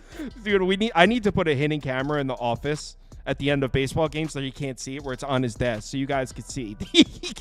Dude, he's a gasket. He's a head case, man. Next up, Cardinals Brew Crew. I kind of like the spot for Bryce Wilson. But he's been a stud. I know, but hold on. I'm giving him his flowers. This guy. Yeah, but this is going to sound stupid and probably nonsensical, but I feel like if I want to back a guy like Bryce Wilson, I want to do it in a spot where everyone else is doubting him. Now, in a spot where everyone's expecting him to deal, It's so crazy to me how the Cardinals lineup was the best lineup in baseball against lefties in 2022 and is now arguably the worst with the same people. It's like the same lineup, and they're now like the worst lineup in baseball against lefties. They still have the same two guys who were, I believe that year, Goldschmidt and Arenado were first and second in OPS versus lefties. Correct me if I'm wrong, but I'm pretty sure they were first and second. Yeah, pretty close, yeah. They were like first and third, maybe. They were the two best bats in the league against left-handed pitching, and now the Cardinals lineup is a fade against lefties. Never been a fan of backing Kyle Gibson on the road. It's Michaelis. Oh, it's Michaelis. I knew it was Michaelis. I was looking. I had it Michaelis written up in the graphic and everything. 1 second. So yeah, I don't have a bet in this game, so I won't waste any of your time. It seems to, I don't know. Shouldn't it be like minus 165? Yes, Kyle. That's why we have to bet the freaking Cardinals. No, Cardinals stop it. I know. That just means pass. You don't have to bet the Cardinals. Just pass. I do have to. Let me tell you why. Let me tell you why I have to bet the Cardinals. Yeah, I'm sure this will be great. This will be great. So Bryce Wilson has been fantastic this year. There's no question about that. Doesn't have a great history against the Cardinals. And then we have Miles Michaelis, who I will say who's been kind of average at times. But when does he show up the most? On the road in Milwaukee. Last 2 starts on the road in Milwaukee, 13 innings, 8 hits, 2 runs, 14 strikeouts. He's been fantastic on the road there. Yeah, I mean, not to mention the Cardinals got to take a look at the Milwaukee bullpen yesterday. McGill, Hudson, Milner all went yesterday. St. Louis is going to have a full rested bullpen. Romero went yesterday and Kittredge yesterday, but we have Helsley, Liberatore, Fernandez. I think this is a really, really, really good price to get this Cardinals team at. I understand it's gross and whatnot, but I do think it's more of a coin flip than people are making it out to be. So if you're going to give me this huge price at plus 130 with the Cards, I'm going to take it. Matter of fact, plus 130, 138. It's up to 138. I'm not gonna lie, razor sharp. This reminds me of the Giants yesterday and how I was so comfortable with the Giants. This is not comparable to the Giants because minus 130 no, plus it's 135 not. again. It's not the same because everyone agreed with our Giants bet. I thought the Giants were a pretty, I don't want to say easy pick, but easier than this. Logan, can you get on board with a sharp Cardinals play here? Normally I love to be the nasty contrarian on Sunday, but I just have to pass on this game. I don't want to touch it with a 1,000,000-foot pole. It's just because you have some of the worst slumping hitters in this Cardinals lineup. You've got Paul Goldschmidt just looking absolutely lost at the plate. I mean, until Goldie figures it out, there's just not enough depth in this Cardinals lineup, in my opinion, to comfortably back them. I understand taking just a kind of shot at them, saying, well, they'll figure out eventually. They do have good history against Bryce Wilson, though. I was looking at the numbers. 407 batting average against Bryce Wilson. That's pretty damn good. 371 expected batting average. I see the path, but that was an old Cardinals lineup that wasn't as bad slumping as they are. Miles Michaelis is an absolute, what Austin and I like to call turkey tosser. It means just spins the nastiest pitches right over the middle of the plate. Any hitter can hit a 3-run home run off of him just because he makes so many mistake pitches. Absolute pass for me in this one. Someone asked for me to bring up the Brewers versus righties spreadsheet, so I'll bring it up real quick. God damn it. Give me my... Don't have kids, ladies and gentlemen. All right, Brewers versus righties. So here's the Brewers bats. Last 7, last 14, last 30. If you go down, Brewers versus righties, yeah, it's pretty impressive. Pretty much top 5 or 6 in all these splits here. They're also very good at home. What is it, Miller Stadium? Miller Park. Miller Park. No, this is a pass. You know what? If I was to bet this one, I would probably go here, Toast. There you go. Under. Bryce those Brewers numbers are going to look good when you score 6-4, 7, 11, 5 the last couple games against the Royals. I mean, yeah. What, do those games not count? The Royals are probably better than the Cardinals. I'm just saying that they're going to look good. That's all. You're also laying minus 150, 60. I'm not betting the Brewers. I just think you're crazy for betting the Cardinals. Cleveland, Chicago, and I think Cleveland wins this game.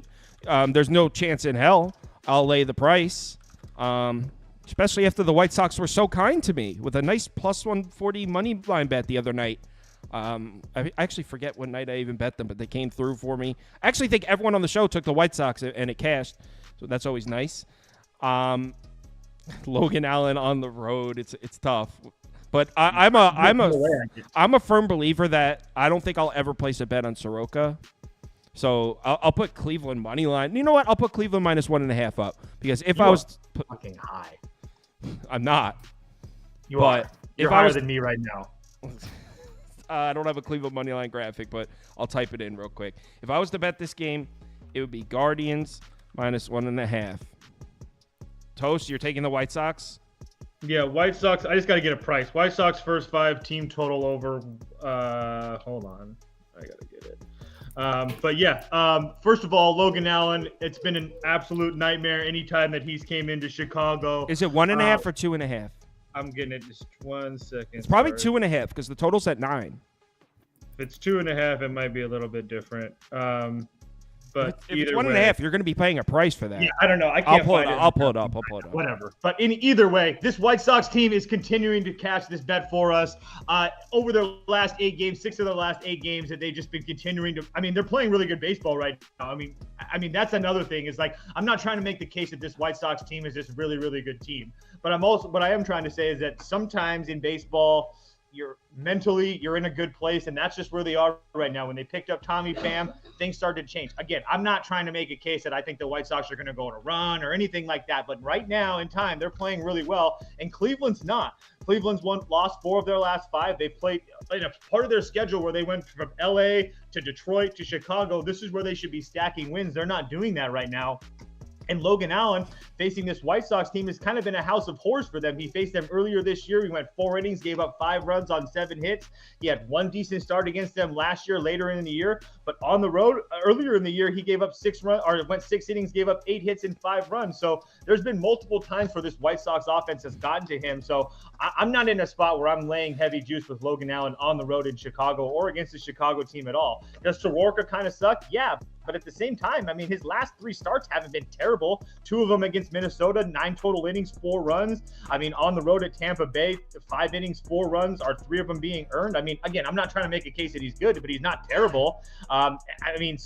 Yeah, it's White Sox team total over for me, 1.5 for me. I'm going to continue to play that because it continues to pay out. But yeah, there's no way in hell I bet Cleveland here. I just looked it up, so you can get a 1.5 at -135 on ESPN bet. But DraftKings is -145, so it's pricey elsewhere. But ESPN bet is -135 if you have it. Logan? Yeah, I think it would be Guardians laying the run line or a pass for me in this one. I just think Logan Allen, that he had an absolutely uncharacteristic start. 2 1/3 innings pitched, 7 earned runs versus the Tigers. I watched a lot of that game. I didn't even recognize the type of pitcher he was because he was just missing location after location. Everything straight down the middle of the plate. Like, that was his worst case scenario start. Tigers made him pay. Do I think he makes a few mistakes today? Sure, I could see that. Do I think the White Sox are going to make him pay like the Tigers did in that one? I don't really think so. I definitely think I see a path to the Guardians covering in this one. It's definitely not my strongest bet. I really cannot get there with Michael Soroka at all. He's one of the pitchers that he doesn't miss enough bats, in my opinion. You look at in 38 plate appearances against the Cleveland roster, 345 batting average allowed. That's pretty nasty. Even a 354 expected batting average. I think they could get to Soroka today, and I think Logan Allen will be good enough. Still trust the Guardians bullpen a little bit more than the White Sox. I'd probably lay the run line if I had to make a bet in that one. Yeah, I agree. I feel the exact same way. That's why, Toast, at least you went with the first 5 team total over, though, so you're not backing Soroka in any way. So I will give you no, and that's where it's hard to get there. I would say I wouldn't mind the over either if the weather doesn't look terrible there. Ballpark Pal has a 20% increase for home runs. So, all right, let's move on to Texas, Colorado. I'm pissed. I wanted to bet the Rockies money line. You guys were leaning toward Texas, and I was like, no, Rockies up. But I didn't bet it, so I can't flex. I mean, I got what I wanted. Heaney pitched well. It was a bullpen blow up. This game's a total pass for me. I have no interest in this game at all. Yeah, I will. To be honest, I think this is a spot, and I know that these haven't been that lucrative this year. But I think this is a spot for a classic old-fashioned Coors Field 9-9 game. So I was leaning towards over I can see that. I think all signs. I know we haven't seen a lot of them, and actually, I'm pretty sure the under's been pretty profitable at Coors Field this year. But I think we're going to see an old school Coors Field game. I think it could be 7-6 after 3 innings. So over for me. Can I say one thing really quick that I just want to pay attention to? Jose Urena. I know that we've given him a lot of slack over the years. Sucks. He does. But he's starting to piece together decent starts. Going back to last year. Bet Texas then. There's no way in hell I'm betting it. I'm just saying, if you look at what he's doing, it's not bad. So I'm just pointing it out there to be determined. You're suffering from SMS, short memory syndrome. Do you remember he heard us before? Arena. He has, but 3 of his last 4 starts have been pretty good. Again, going back to last year, but they've been really. You should back him in Coors Field then. Let me know how it works. I mean, yeah. Logan, I saw you doing this, which means it looks like you're leaning over as well. I gave that out on our video this morning. Yes, I love the over in this one. This is going to be a classic, very, very high scoring Coors Field game in this one. I even took it at 11 this morning, and it ticked down to like 10.5. I saw it in places, but I really do love it. Ty Block starting for the Rockies. He probably won't go that deep, maybe 3-4 innings pitched. First percentile in whiff and K percentage, doesn't strike anybody out. Flirting with danger against the Rangers team, batting .278 versus lefties last 3 games. They're a good team at hitting with runners in scoring position too. First in average in OPS with runners in scoring position. They're so due. They're so due the 7+ type run performance to make Ty Block and the Rockies pitching just look absolutely stupid in this one. And then on the other side, you got Jose Urena starting for the Rangers. His ERA and WHIP look okay, but if you look at his career, 5.73 ERA at Coors Field, not that great, right? And last year, if you guys remember, he had a short stint where he pitched for the Rockies, 8.76 ERA pitching at Coors last year. The reason why Urena pitches poorly there is because he uses the slider, sinker, changeup. Though all those pitches are affected by the altitude, it's obviously different there. I think Urena is absolutely going to get lit up in this one. I see runs on both sides. Urena also, if you guys remember, he's more of a pitch to contact guy. I mean, he 15th percentile in K percentage. He still walks a ton of batters, 32nd percentile in walk percentage. I can kind of trust the Rockies offense, an offense that's been pretty streaky, but they scored 8 yesterday. I think they're going to give us something to work with for this over. I think the Rangers are absolutely going to light up the Rockies as well. I see runs on both sides in this one. We feel the exact same. You even used the term classic Coors Field game. That's exactly what I had written down. Like, same thing. Yep. So let's go. I had it as a lean. I just added it to my list. I'm going to bet this. Ballpark Pal has that fantastic weather. They're 15% home runs, 26% doubles. Come on, Toast, jump on the over with us. I don't bet overs on Sundays that go from 11 to 10.5. There's no chance in hell. Oh, come on. What kind of weird-ass rule is that? I don't bet overs on Sundays that go from 11 to 10. I don't bet totals on Sundays that move down from the original number. So just not going it sounds like a soft decision-making there. And when it lands, yeah, we'll see what happens. We will. Final score, 13-11. Rockies. Yeah. All right. Reds, Giants, and I want to give a shout-out to the Giants for yesterday. I was cursing them and specifically Logan Webb out. In fact, the entire Discord, I feel like we owe Logan Webb an apology after it got violent in there. I don't know an apology. Yeah. So I gave out the Giants as my top bet, them and the Tigers on Friday night. So not to mention, Prop Beaver had Logan Webb to record a win. So collectively, a lot of us. Giants, our Reds team total under 3.5. It died in the 8th inning on a fucking inside the park home run. So our entire network was on the Giants in some way. So it was pretty harsh environment for Logan Webb. Like, if his family was in there, it was a harsh place. That being said, I went right back to the Giants last night at plus money, and they repaid me. So, what do you guys think about Frankie Montas on the road here? I hate the Giants lineup against a righty, but I don't really know what I think about this Kyle Harrison kid. I don't know really what I think. I know the Reds lineup is trash, but I don't really know much about the Reds lineup against lefties, though. So I haven't really looked at this game yet. Do you guys have anything? I'll be on San Francisco. There's no question about that. I said yesterday I should have bet it even more at 130. So I said that this line was wrong yesterday, and I feel like the same thing's about to happen today. I just feel like this Cincinnati team's absolutely terrible. I think that win on Friday night was aided by bad defense and more luck than anything. And we saw it yesterday. I understand it was a different pitcher than Kyle Harrison, but they looked like trash yesterday. They've looked like trash for a while now. Cincinnati 1-9 their last 10, 7-13 their last 20. Not that San Francisco's been fantastic or anything like that, but Kyle Harrison, I think he's kind of found something. His last 3 starts, 2 of them on the road, 1 at home against Pittsburgh. The Pittsburgh start, he looked fantastic. 6 innings, 5 hits, no runs. Then he goes on the road to Boston. He walks 5 guys, still makes it through 5 innings, only gives up 3 hits and a run. And then goes on the road to Colorado, goes 7 innings, 4 hits, no runs. So he's been pretty damn serviceable for San Francisco. Is there a little bit of a bullpen issue with San Francisco? Yeah. You're not going to have Tyler Rogers, but everybody else is rested and available. I just don't really trust this Cincinnati team, guys. I understand that Frankie Montas has been decent for them, and he also has decent numbers against San Francisco. But, again, I don't think this Reds team can score at all. I think their bullpen's bad. And I think that San Francisco at home at a decent price with Harrison, who's been really good for them, is probably a lot cheaper than a price that we're going to get in a while. So, yeah, Giants minus 125 or minus 130, whatever it is now for me. I would say that'd be the side I was leaning towards. And this total is not 9.5, by the way. It's 7.5 on the graphic. This is another case of Kyle's in the office alone. So let me correct that so people aren't like 9.5. I saw, while I was scrolling to Giants Moneyline, I saw a Kyle Harrison prop in there, so that's got to be Logan's. Yeah, prop Beaver's not here, so I have to take his place with a few props sprinkled in here, right?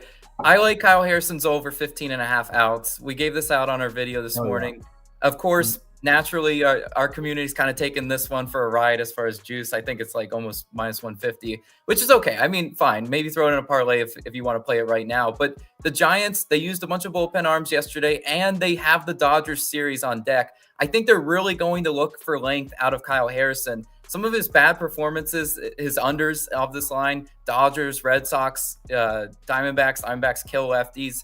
Though all those offenses are pretty respectable. I don't trust the Reds to really be able to get to Kyle Harrison. Against lefties, 188 batting average, 3rd lowest, 258 on base percentage, 5th lowest, 48 WRC plus, 3rd lowest. They face lefties, and the lefties against them have gone pretty deep into these games. 6 1/3 innings pitched, 7 innings pitched, 7 innings pitched. Last year, Harrison pitched well at home, 2.66 ERA, 1.08 WHIP. He allowed only a 195 batting average at home compared to a 259 on the road. This is the spot to take Kyle Harrison's outs. I think we get some length out of him. I don't really think they want to dip into their bullpen unless they absolutely have to. I don't trust Cincinnati to be able to get to him. I like his over and outs a lot. Yeah, and I mean, Jordan Montgomery just went 7 against them. Cole Irvin just went 6 1/3.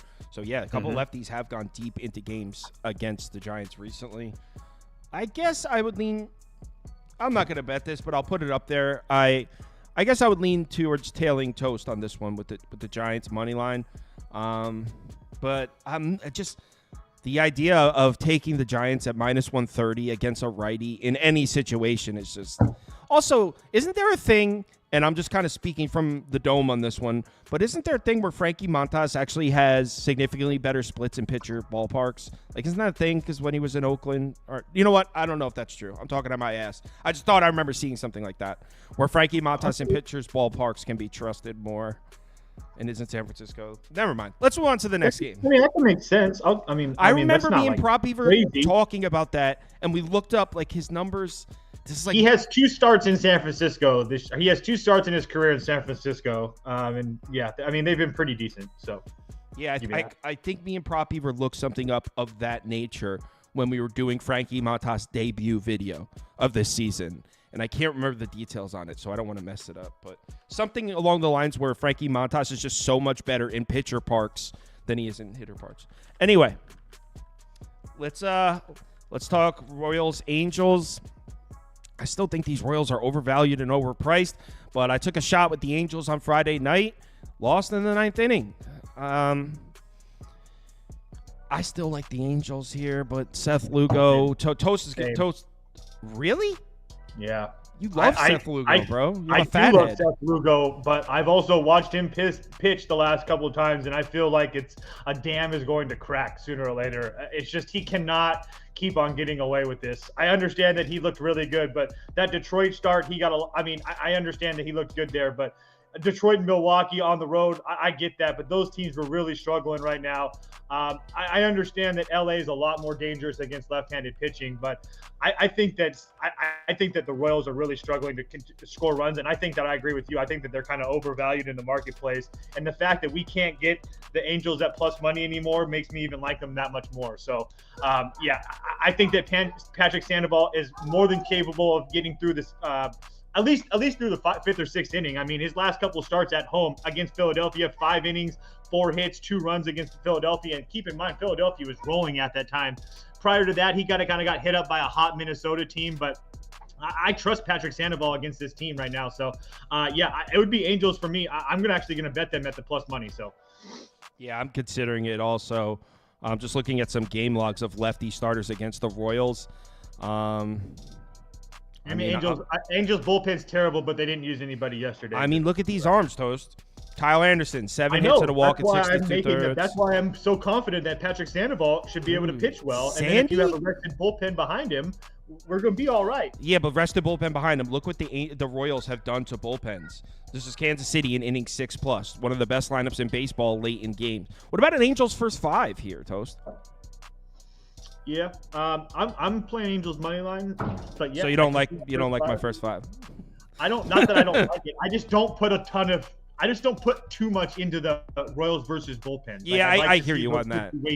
Those numbers. It's not a complete throwaway. I love seeing those. It's just if I'm going to use that, I want to make sure I take a look at least some of those game logs to see if it wasn't like a 14-run game. I know it wasn't like that. But. No, I know. And inning 6 through plus, like starters go into the 6 or 7 sometimes. So the numbers are going to be mixed. I'll put the Angels up for me. And I think to make it more fun, I might bet the Angels with you. I'm going to add it to my list. Logan, what are your thoughts on our Angels look here?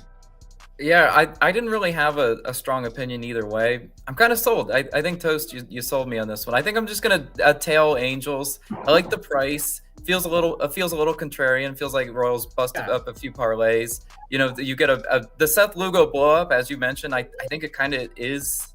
It could be on the horizon against an Angels team no one really sees it coming against.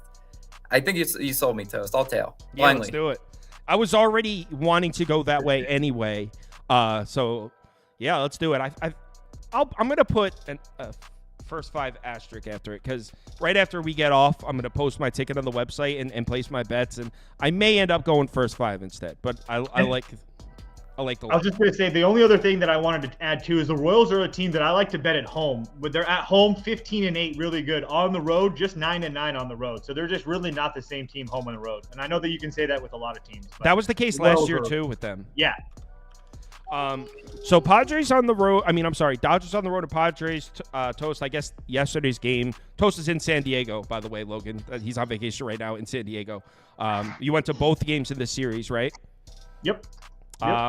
So I guess yesterday's was not as fun considering you had an over and it went 5. I had an over, but I also kind of played Dodgers minus 1.5 by myself. I didn't think that the Padres had a chance to win that game yesterday. I didn't think that they would get blanked like we did, but they had like a few really loud outs. So what are your thoughts on? I think this might be a Padres spot, and I very rarely bet the Padres against the Dodgers because of that historic one-sided rivalry. But I am hearing some good things about Yu Darvish and Walker Buehler. There were some guys in the Discord that are newer to betting baseball, so they don't know who Walker Buehler is. And they were in there like, get this guy out. Who is this guy? He sucks. Like, not knowing who he Walker Buehler's I might be at a point where Walker Buehler is going to have to show me he's still Walker Buehler before I take him in any sort as a road favorite against Yu Darvish. I know that we kind of all forgot. If you rewind, what was that, 2 years ago? The end of 2022, Yu Darvish at home was auto bet. Now that seems so long ago, but he had the injury. We're getting how many times, if you rewind back a year and a half ago, how many times were you seeing Yu Darvish as a home dog? Never. So I think this is a Padres spot. Is anyone down with that? Yeah, I'll be on the Padres here today. I think that it's I think that we're getting a little bit of reverse line movement here as well. I think that most people are betting the Dodgers, which I totally understand. And yet now the Padres go from plus 105 to minus 105 on most books. So, yeah, I will be on the Padres here today. Yu Darvish's last 3 starts against the Dodgers at home.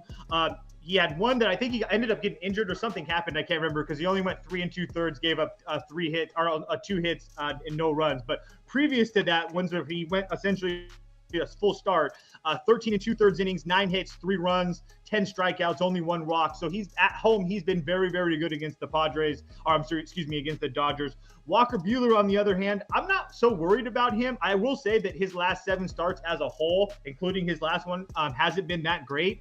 He does have pretty decent history against the Padres, but he hasn't seen the Padres since 2021. So none of that really matters to me. The fact of the matter is that makes me want to made this bet for me is that Walker Buehler's only went 4 innings his last 2 starts. His last start. I don't think we can expect him to go very much longer than that here today. And then we're going to get multiple shots at this Dodgers bullpen that we saw Varland, Fireheisen, and Yarborough last night. We saw Grove and Trident the night before.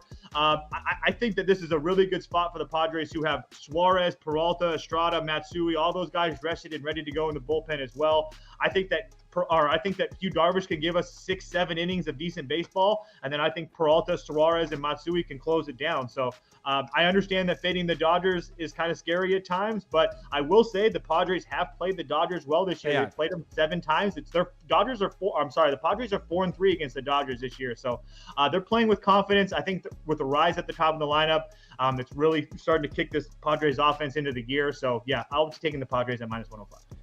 I think Logan's on the Dodgers. He went like this. I don't know if that was a tell or. Was No, I'm all over the Padres, and I'll tell you why. First of all, when you get the Dodgers looking like a pick'em, that just looks so free. I mean, every square can wake up and put Dodgers money line in any sort of bet you want. I mean, like that's the number one, like just a pure line read fade. I just take Padres, but there's actually reasoning there. I need to see it from Walker Buehler. I need to see that he's back because we just haven't seen it. Yu Darvish will give them length, and look at this history versus the Dodgers: 234 plate appearances, only a 204 batting average allowed. I mean, that's crazy. He's done really, really well against this Dodgers lineup. I think he gives us length. I don't know how deep Walker Buehler goes in. And Toast, you bring up a good point. On the back end of this game, where I think it's going to be won and lost, give me the Padres bullpen, give me the Padres bats figuring it out. Because yesterday it was really annoying. On Friday, I had a unit on the Padres plus 1.5. I had a half unit on their money line. I got so much hate in the comments, and of course that one had the cash. We were on an over in that game, both teams to score 3. Padres did absolutely nothing. 0 for 6 runners in scoring position yesterday. Today they get those guys home. I think it's Padres in this one, guys. Let's do it. They had so many louds out last night too. There was like 3 balls at the warning track. Max Muncy made a fucking really good play for the first time in his life. I saw that. I know exactly the play. Yes. Oh my god. I swear to God, I was right there. He's fucking terrible. Someone said a couple of things in the comments. Someone said Sunday is for the Padres. Is he just making a joke, or are the Padres good on Sundays? It's because they wear their camo jerseys. It's like a military day. It's like a special day for San Diego. Oh, my bad. Didn't mean to make fun of the city. I just don't like the jerseys. That's all. And then someone else said Ohtani may sit. Any truth to that? Or is he just saying because it's a getaway day, there's a chance? Ohtani doesn't usually sit, so I guess he's not listed in the expected lineup. But so yeah, I guess I didn't hear anything. Maybe about that could have also contributed to the line swing because I'm seeing Padres minus 105, Padres minus 106.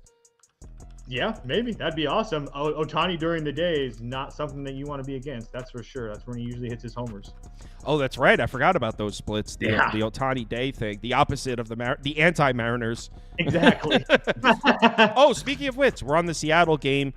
Mariners during the day. It's obviously not Dylan Cease pitching for the Oakland Athletics.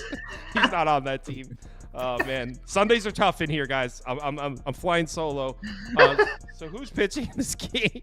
Alex Wood and Luis Castillo. It is Castillo, so I got that part right. So what Andy does is before he leaves on Friday, he sets up the teams, but we don't always know the pitchers at that point. So he'll leave pitchers blank. So what I'm supposed to do is go fix them all. But Sunday morning's getting the show ready stuff. Anyway, who cares? Oakland on the road in Seattle. Alex Wood against Castillo. It's Seattle against a lefty in Seattle during the day. Oakland plus 1.5, maybe even a money line shot. Is that crazy? No, Toast, you had said earlier that you were considering pairing Seattle money line with something else. So you like the Mariners. No, I was using that because I knew they were a big favorite. I don't know if I can do that right now. Yeah, I mean, Castillo has been pretty damn good for them. I will give you that. Man, yeah, this is a hard one. I'm not in this position where I'm going to try to lay with the Mariners right now. I tried to do it yesterday. I thought they were in a smash spot yesterday, and they looked like absolute dog crap. And that was at night too. So, yeah, I will. To be honest, Alex Wood hasn't been terrible for Oakland. I mean, his last couple of starts. Stop it. Last 2 starts at home, Texas, Pittsburgh, 10 innings, 2 hits. Last 2 starts on the road, 10 and 2/3 innings. He gave up 8 hits and 1 run to the Yankees. He gave up 4 runs to 4 runs to Cleveland. Went on the road in Texas, went 4 innings, gave up 2 runs. I'm not trying to make a case that I think that Alex Wood is some awesome pitcher. I'm just saying that I don't know if I can easily get there with the Mariners. Yeah, it would be Oakland or pass for me. Like, I'm not in love with laying a huge price with Seattle at this price right now. So Oakland plus 1.5. Sure. No, take that plus. I knew you were going to take that garbage ass bet. Money lines only. All right, so Oakland money line for Toast. Logan, anything for this one? Not my strongest pick in this one, but I think I'd be on Toast's side. I absolutely will never lay that type of odds with the Mariners. Yeah. Luis Castillo, who I swear every time I've backed him over the years, that's the Luis Castillo home run derby where he just can't locate his pitches. I know that feeling. Yeah, and like it's just one of those spots that Oakland is a good. They're a good lineup. They're a better lineup than people understand. They have a great bullpen on the back end of the games. If this is a close, like 3-3 type game, I mean that's why I think the run line's priced at the even odds. You're going to get people laying the run line with Seattle because that's really where you have to go. You either got to throw them in a parlay or you got to lay the run line. I think we get a very close game, and if you're giving me this massive price on Oakland, yeah, sure, I'll take a shot with them. Yeah, I think I would go this way though. Total down at 7.5. I would take the 1.5. Toast hates that. No, I do, but yeah, I get it, but yeah, yeah.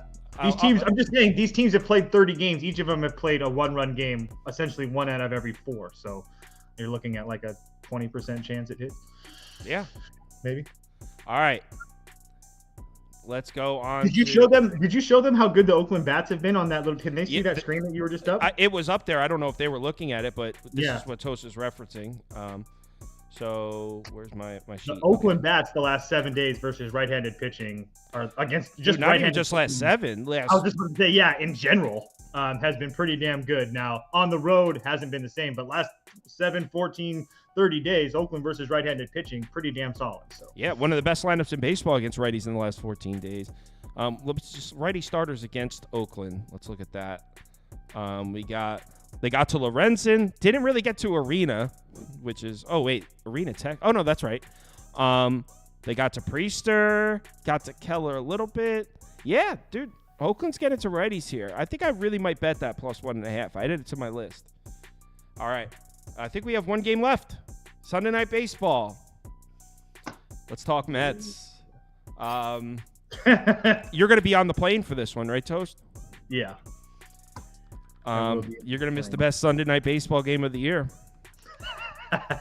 Yeah. So I know I have heard, now I personally don't know this for a fact, but I have heard that Sunday Night Baseball overs is a thing, right? Unders. Oh, unders. Well, what about an over here?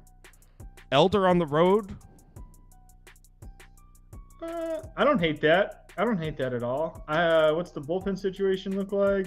No Iglesias, right? Yeah, no Iglesias, no Jimenez for Atlanta. Okay.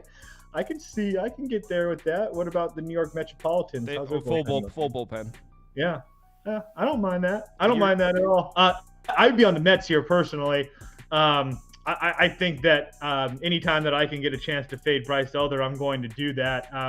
It's worked out the first couple times. I will say that I'm not in love with Severino against this Braves team, but at the same time, I still think that the Braves are a little bit overvalued. That's just my personal opinion. I know I'm the resident Braves hater around here, but I think that Sevy at home has shown that he's been, I mean, again, more than serviceable. Cubs, Pittsburgh, Royals, again, definitely nothing compared to the Braves. But at the same time, over the last 7 days, the Braves versus right-handed pitching isn't anything special. I mean, let's just go 14 days, so it's a bigger sample size. Braves 29th in OPS, 29th in WRC plus, and if you go back the last 30 days, it's pretty much the same thing. They've been like a bottom 17 versus right-handed pitching. So it's just really hard for me to believe that the Braves are just going to automatically get to Severino. So I think that Elder's bad, and if, like I said, with the Mets having the bullpen advantage as well, yeah, I'll be on the Mets. I just scrolled past a first 5 under graphic from Logan. So Logan is leaning towards the under, first 5 at least. I'm leaning in the first 5. I just think this one, sometimes when you're betting baseball, you just got to ask yourself, what's game flow going to look like? Why is this game priced in an even odds pick'em? I just think it's going to be decided on the back end, and I think it's going to be a very low scoring game through 5. I'm seeing like a 1-1, 2-1 game. Do the numbers back that up? Sort of. I mean, in 54 plate appearances, Mets hitting 245 against Elder, haven't smoked him. 31 plate appearances, Braves only hitting 250 against Severino. So, and as you mentioned, Toast, this isn't the Braves lineup to just obliterating right-handed pitching. And until they really show me that and make me scared, I'll take a first 5 under 4.5. That's a lot of runs in a Sunday night baseball spot that can sometimes be snooze fest. Let's not kid ourselves. That's why sometimes 100%. Everyone bets on Twitter. Everyone loves the Nerfy in the Sunday night games. I get it. I mean, we love betting Nerfies all day long. Could be a spot. I don't know. Bryce Elder a little bit sketchy sometimes, but I really do like the first 5 under. I think we get a very low scoring game for most of this game. Whatever happens in the bullpen happens there, though. I gotta say the price, because you think Bryce Elder on the road, Braves lineup, and it's only 4.5, actually juiced to the under. The line makes it look like the first 5 under would be to play. I think I would go the other way. Well, as far as full game, I think I'm going to put over up. Now Sunday Night Baseball, this should be over or pass is what I'll say. Sunday Night Baseball is usually something that I'll end up placing a bet late because it's the only thing on. But it won't be on the ticket that I post on the website or anything. It'll just be over or pass for me. And then I might personally place something later because it's Sunday Night Baseball and I like to gamble. So our community definitely leaning towards the Braves on that one. And that is the final game. Let's do a quick community parlay. And then System Plays is popping on. We'll do the 2 NHL games before we close. All right. Community parlay. All right. We got Diamondbacks, Orioles. They like the Orioles. Nationals, Red Sox. They like the Reds. Oh, no, they like the Nationals. Community voted on the Nationals in that one. Cubs, Pirates. They definitely like the Cubs. Twins, Blue Jays. They like the Twins. All right, cast your votes. Logan, while they're voting, I'm sure many of the people in the comments already know about you guys, but you want to tell them about your channel while they're voting? Yeah, Austin and I are part of Calling Our Shot. Very, very close, I want to say, to 200,000 subscribers, which would be a really, really cool milestone. We're like, I think 150-ish away. Austin and I have been looking at that over the last few days. So if you aren't subbed to us, we would appreciate it. We do the daily videos, try to give our 3, sometimes 4 best bets in there. And yeah, make some money today for sure. Congratulations on that, dude. That's a really cool accomplishment. That's really, really cool. Yeah, I saw 199K the other day, yeah. So you should hit it probably today at some point. Hope so. Very cool. Very cool. Orioles and Cubs are the 2 vote getters. Looks like Orioles is the winner.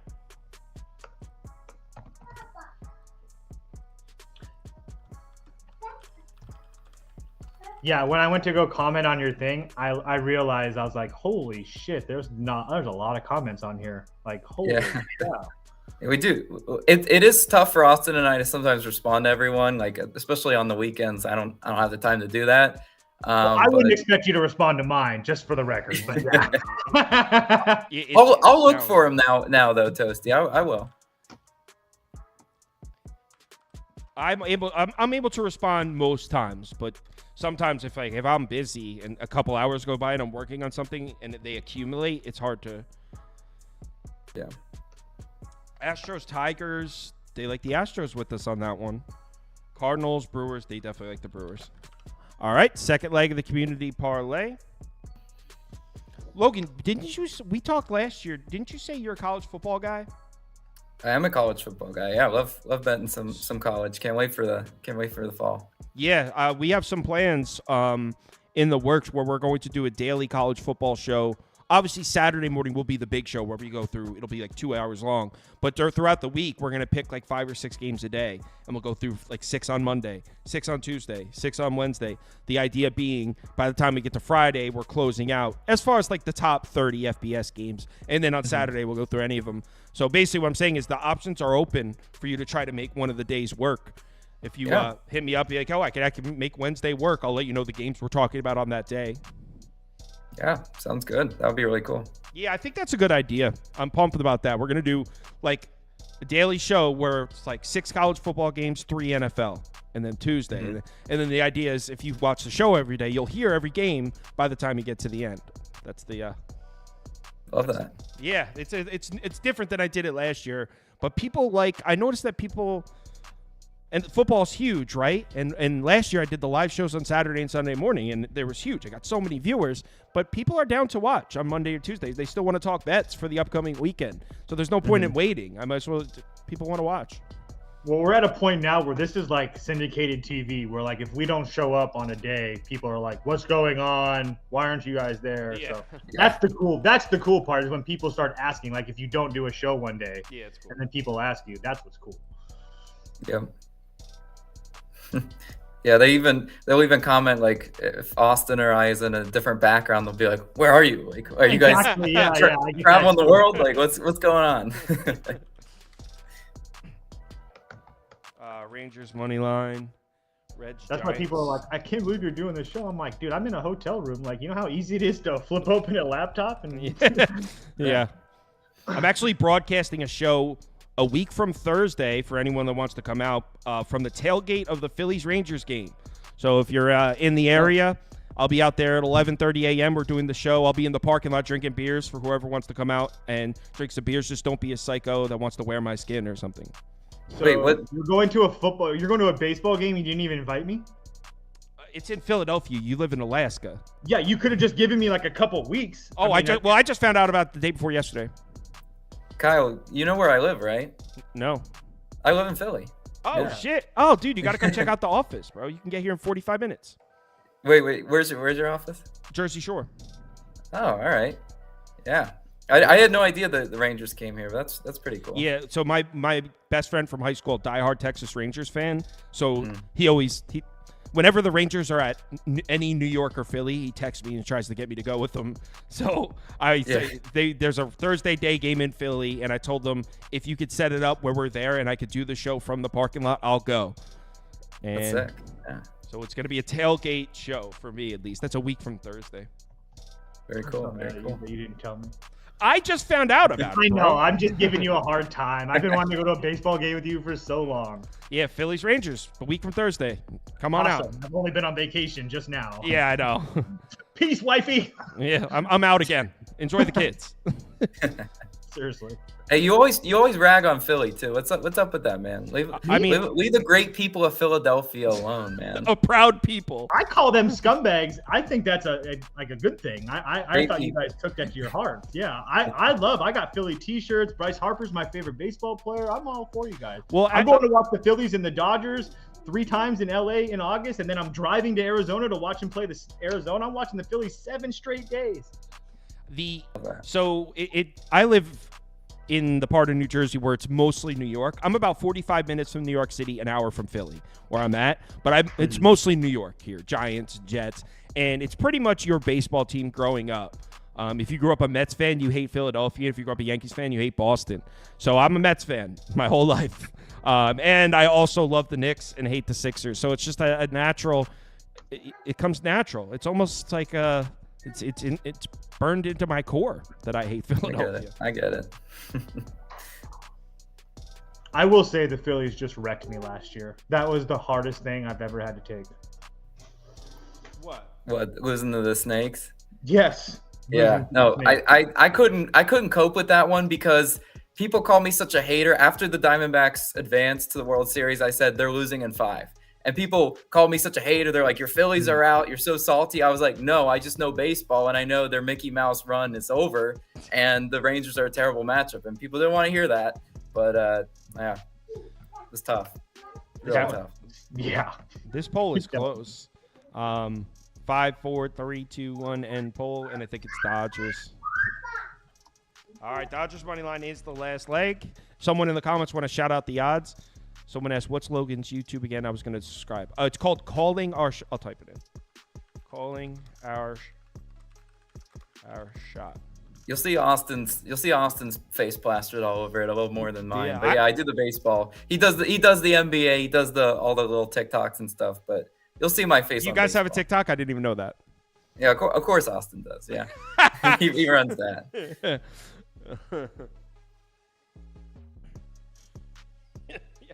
725. Sorry, 725. 725. There we go.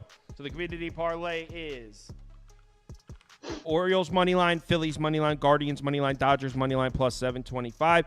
So Logan, a week from Thursday, come out to the park. You work during Thursday at 11:30 a.m. You'll be working. Yeah, I do have a day job. That'll be kind of tough to make, but yeah, I would love to though. All right. Well, if you can make it work, I'll be at the at Citizens Bank a week from Thursday for anyone who wants to join. Let's switch it over to NHL. Thanks for joining, guys. Toast, have a nice flight. Logan, we'll talk soon. Sure. Yeah, see you guys. All right. Is System Plays with us? System Plays isn't even here, so we're not doing NHL. Thanks, everyone, for watching. Yeah, you know what? He said that he might not make it. So thanks, everyone, for watching. Enjoy your Sunday. I'm posting my MLB bets on KyleKirms.com. Also, these spreadsheets, I didn't really, advertise it or anything, but these spreadsheets here that you see, these are all posted every day on the website. So if you're a subscriber of KyleKirms.com, they're all there. Just go under VIP picks. So you'll see Kyle picks, Prop Beaver picks, Toes picks. You'll see all that. But one of the posts will say MLB Spreadsheet Sunday. And there's cool stuff in here. Pitch mix. You can see the Braves have nice numbers against Severino's pitch mix. Braves against righties. Braves on the road. Here's righty starters against the Braves. There's all kinds of stuff here. But yeah, these are all posted every single day on the website under VIP picks. Look for the one that says spreadsheets. Thanks, everyone, for watching. We'll talk soon. Be back tomorrow. Later.